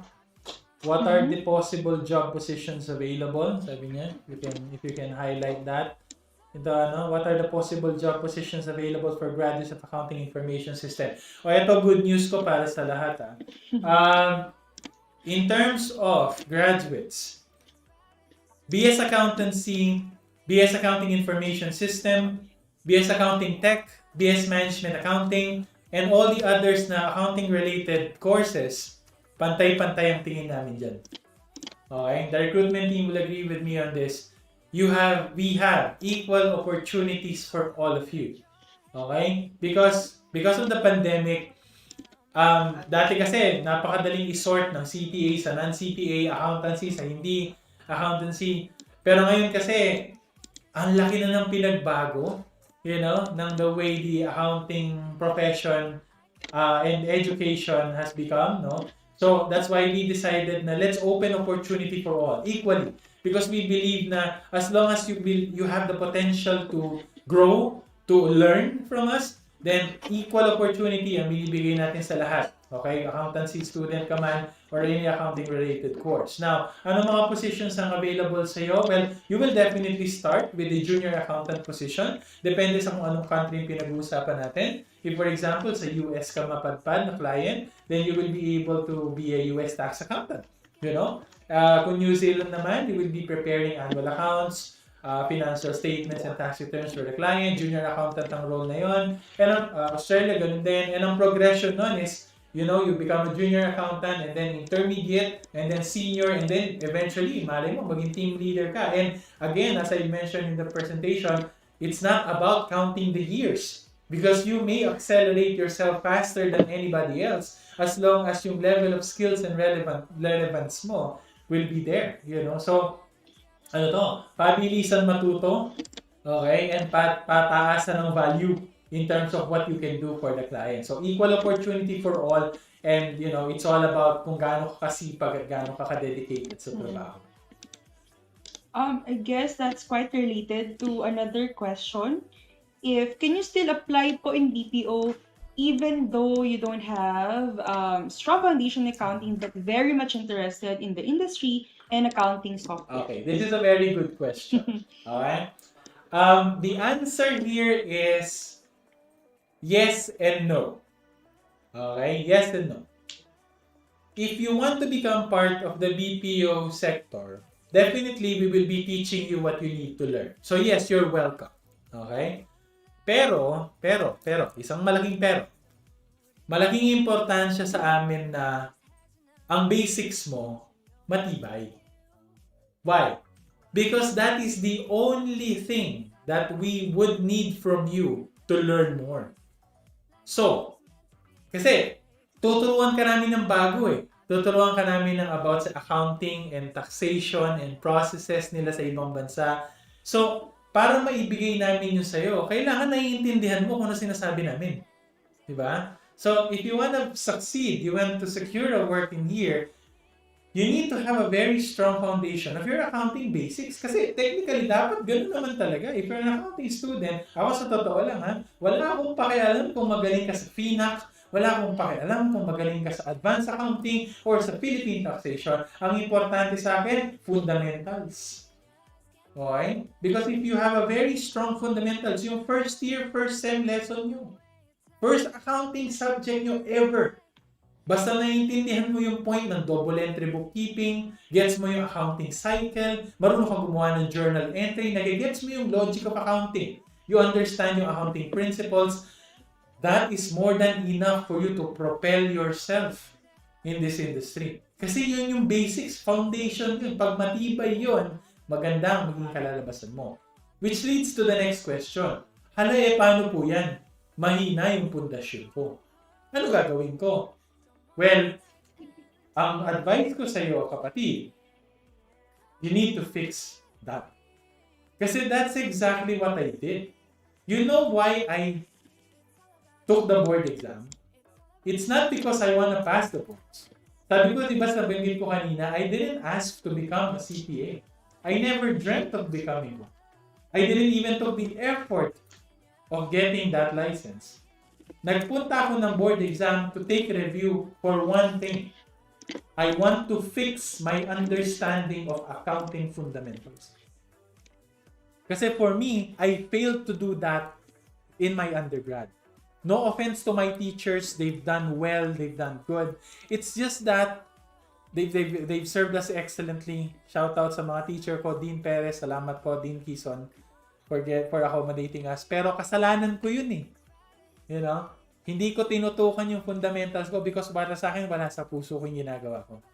But when I graduated, I realized that I was short of that.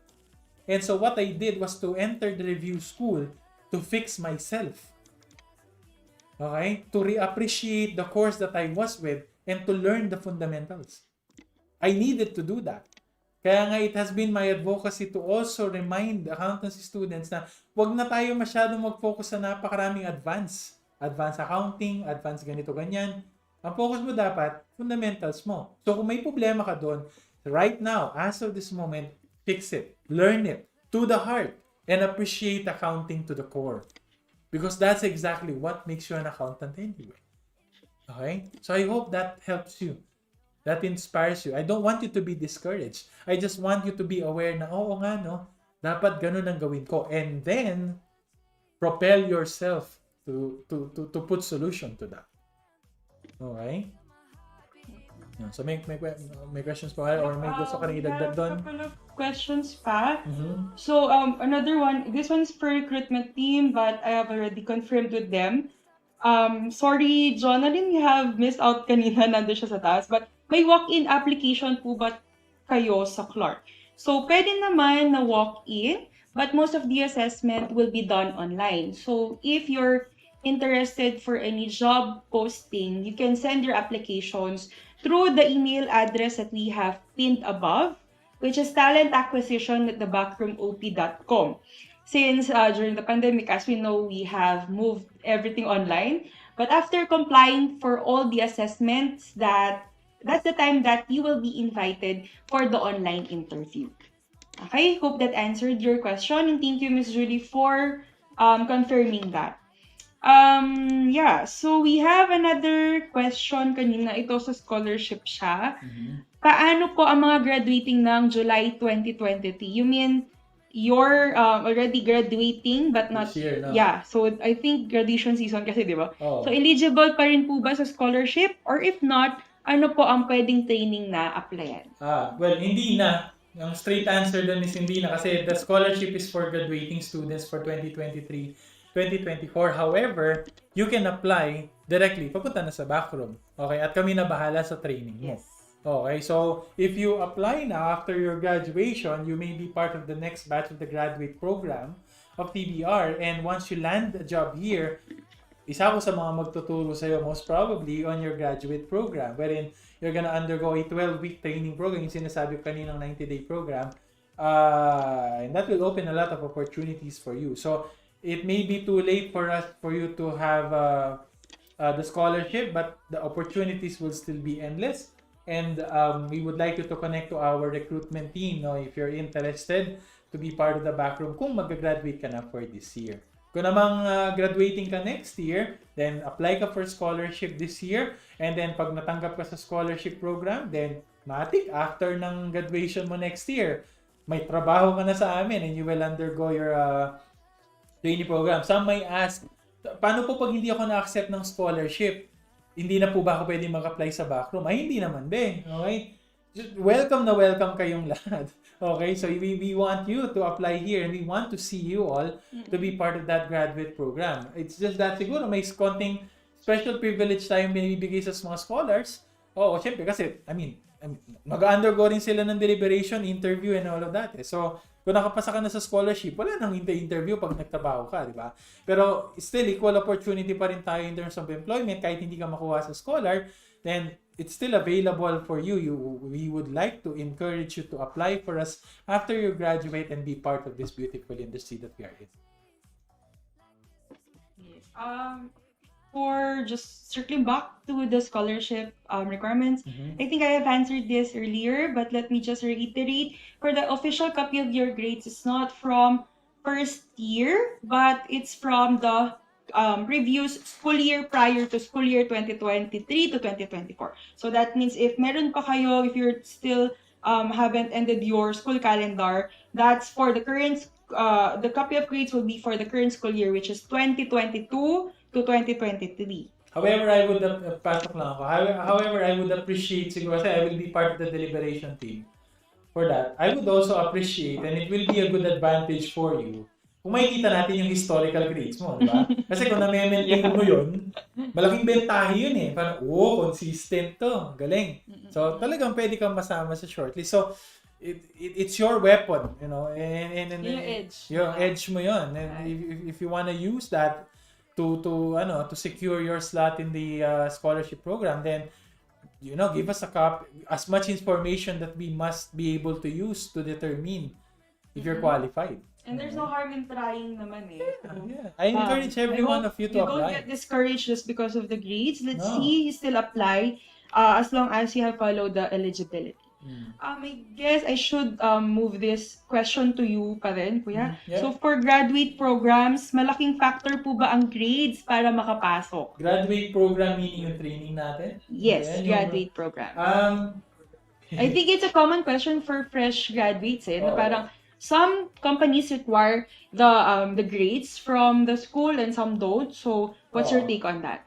Siyempre, ang masusunod pa rin dyan yung dear recruitment team natin. Kung ano, kasi sa kanila sila unang dadaanan mo eh. Pero kung ako lang ang, Kung ako lang ang pag-uusapan, my point of view is, grades may tell us something, but it will not tell us everything.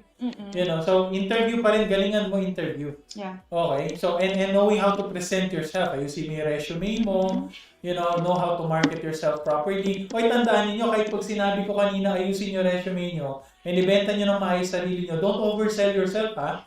Don't oversell yourself. Huwag naman okay. Pati maliit na bagay pinalaki mo, wag naman gano'n kasi if you're gonna be using your resume to promote yourself, kailangan na sigurado ka mapaninindigan mo yung nakasulat doon. You need to make sure that kaya mo talagang panindigan yun na oo, totoo to. You can defend the idea. So, the way you present yourself and the way we would see your potential, mas importante yun. Grades may be a support to that. It could be a good support for that. But it's not the exclusive criteria that we have in terms of determining sino yung papasok, sino yung hindi. Ayun. Last question, I think, or... Yeah, we can cut na masyado. If you do have questions before the last question, you can send your queries to training@thebackroomop.com, or if you do have connections with us through Messenger and kung friend nyo si Sir Migs sa Facebook. Add mo ako sa Facebook, Miguel Serrano. Keep those questions coming. I will accept you. We will be happy to address them all. Alright? PM nyo ako. So to answer yung question ni Final question na Peter, lang. Yes. Is it still a requirement po ba sa TBR na mag-OJT or mag-OJT para ma-qualify as scholar? Ang usapan is if you have not yet done your OJT, then of course we would like you to do your OJT with us. Kasi scholar ka namin eh. So syempre dapat magsimula na yung formation mo sa amin. Parang ang unfair naman. Parang weird lang tignan na scholar ka ng backroom, tapos mag-OJT ka sa iba habang scholar. Parang weird lang. Diba? It doesn't make sense. Pero kung kunwari nakapag-OJT ka na before, okay, tapos na yung OJT mo, pero gusto mo pa rin maging scholar, ayun, pwede yun. Di mo na kailangan ulitin yung scholar, yung OJT mo sa amin if you need to. Pero kung gusto mo rin ulitin yung OJT mo, ang kailangan lang, makipag-coordinate yung school mo sa amin. Okay? Pwede naman yun eh. As far as, alam ko, na-clarify ko na sa HR yun na pwede yun, pero kailangan makipag-coordinate yung school. Kasi bago ka makapag-OJT sa backroom, kailangan meron muna kaming memorandum of agreement with your school. So, if they will allow you to do your OJT twice, okay, with us, kasi gusto mo talaga mag-OJT sa amin, hindi ka namin pipigilan. We will embrace you and welcome you in the backroom. Basta importante lang, meron tayong agreement with your school. Now, if you already done your OJT and you think that's already enough and hindi ka rin papayagan ng school mo to redo your OJT just because of the scholarship, then okay na yun. We will count that as long as meron tayong official document that proves that you've done your OJT. I hope that answered. Nag-connect na po ako sa LinkedIn. Okay, hahanapin kita, Micaela Soriano. Medyo kasound ng pilid. Oh. Okay, since medyo overtime na tayo dun sa time, yes. we have to cover pa some information about our next webinar. So please stay up until the end, though we're close to that. Just as our event will come to close, of course, we would like to once again thank everyone who have attended and participated actively in this technical session. Sobrang appreciated lahat ng active participation nyo, not just in the chat box, but all the efforts prior to this, because we have waited for this day for months after a lot of effort, but we're happy to have met all of you. And we would like to also thank all the university who have warmly welcomed us. We truly appreciate and thank you for the partnership that we have forged and for the years to come. So this is just the start. And next year, we will be surely visiting more. If I could just quickly give a shout out to these universities that we have met either through Zoom or in person. We have Ateneo de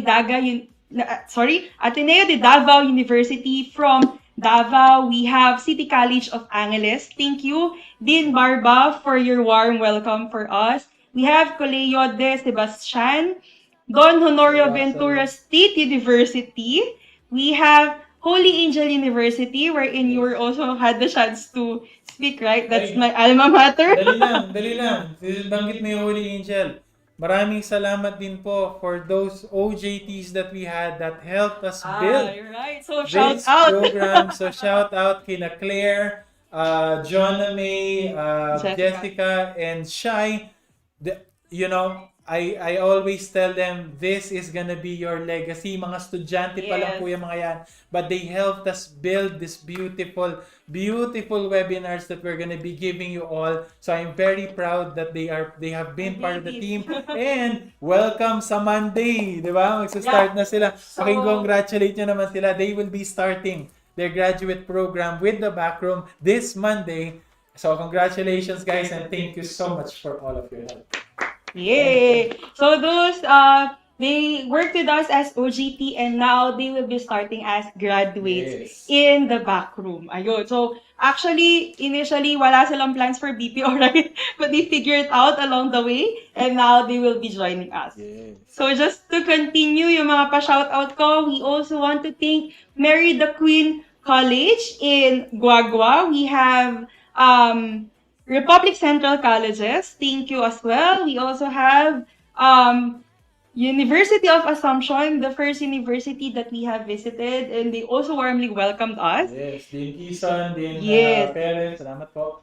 And to Wesleyan University Philippines, especially to their JPIA. We are very grateful that that even though we haven't met you yet, but hopefully next year or in the latter part of this year, we will make an effort to meet all of you in person. We're looking forward to see you in your school. Sleya, napaka-init. At ang lahat ng mga shout-out ko kanina sa school, I think I also have to mention si St. Thomas More College since they have a lot of participants even though we haven't visited yet to them. And yung mga shout-out ko na... Yes, of course, Dabsu. Nakalimutan ng Dabsu. Dabsu, yeah. They have ng tao dito, Dabsu. They have the most number of attendees. Thank you so much. Thank you so much po. I have already given a shout out earlier to all the universities. So hopefully next year mas marami tayo at mas marami pa tayong plano for all of these students. Ayun. So, what an experience it has been. We hope you enjoyed our tour for today and learn something new and interesting that will propel you to the next journey in the accounting BPO industry. Now that you have visited the backroom of accounting BPO, next month, we will take you to the clouds. So, your flight schedule is on July 15. Ito, walang delay to, walang cancel. On time tayo. July 15, Saturday at 10 o'clock a.m. So just like this webinar where we will take you to the cloud accounting basics and land you as international accountants for New Zealand, Australia, or United States. At may pa-bonus tayo, United Kingdom. Dumadaming destination natin. But of course, you have to book your tickets for that and reserve your slot. For you to do that, technical team, kindly pin our link. Ito na po yung registration form natin for the second webinar, 1 with 0 Cloud Accounting Basics for International Accountants. Alright? I repeat, your flight schedule is on July 15 15, para ako announcer sa airport. Your flight schedule is on July 15, Saturday at 10 o'clock a.m. Don't be late, where we will take you to the cloud accounting basics and land you as international accountants for New Zealand, Australia, United States, and United Kingdom. Ayun. So, exciting prizes and raffle will be given away during that flight. May paraffol Para kami tayo doon. May paraffol tayo doon. RFP talaga. You need to be there. You need to be there because aside from the learning, there will be raffle prizes for all of you.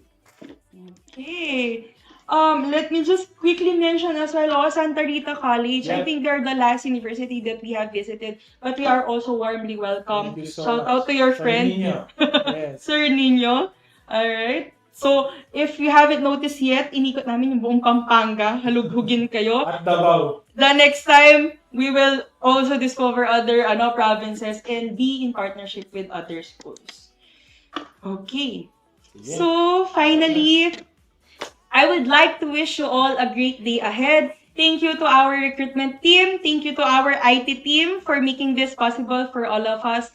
Thank you for spending time with us, our dear students, and see you all on the 15th of July, 1 with 0 Cloud Accounting Basics for International Accountants. Kindly register and fill up your form. See you there. Thank you so much. Thank you so much, guys. Bye. Thank you.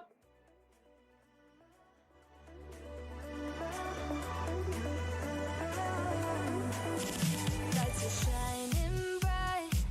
My friends are in the club, we'll go all night. I see you in the back, the mood is right.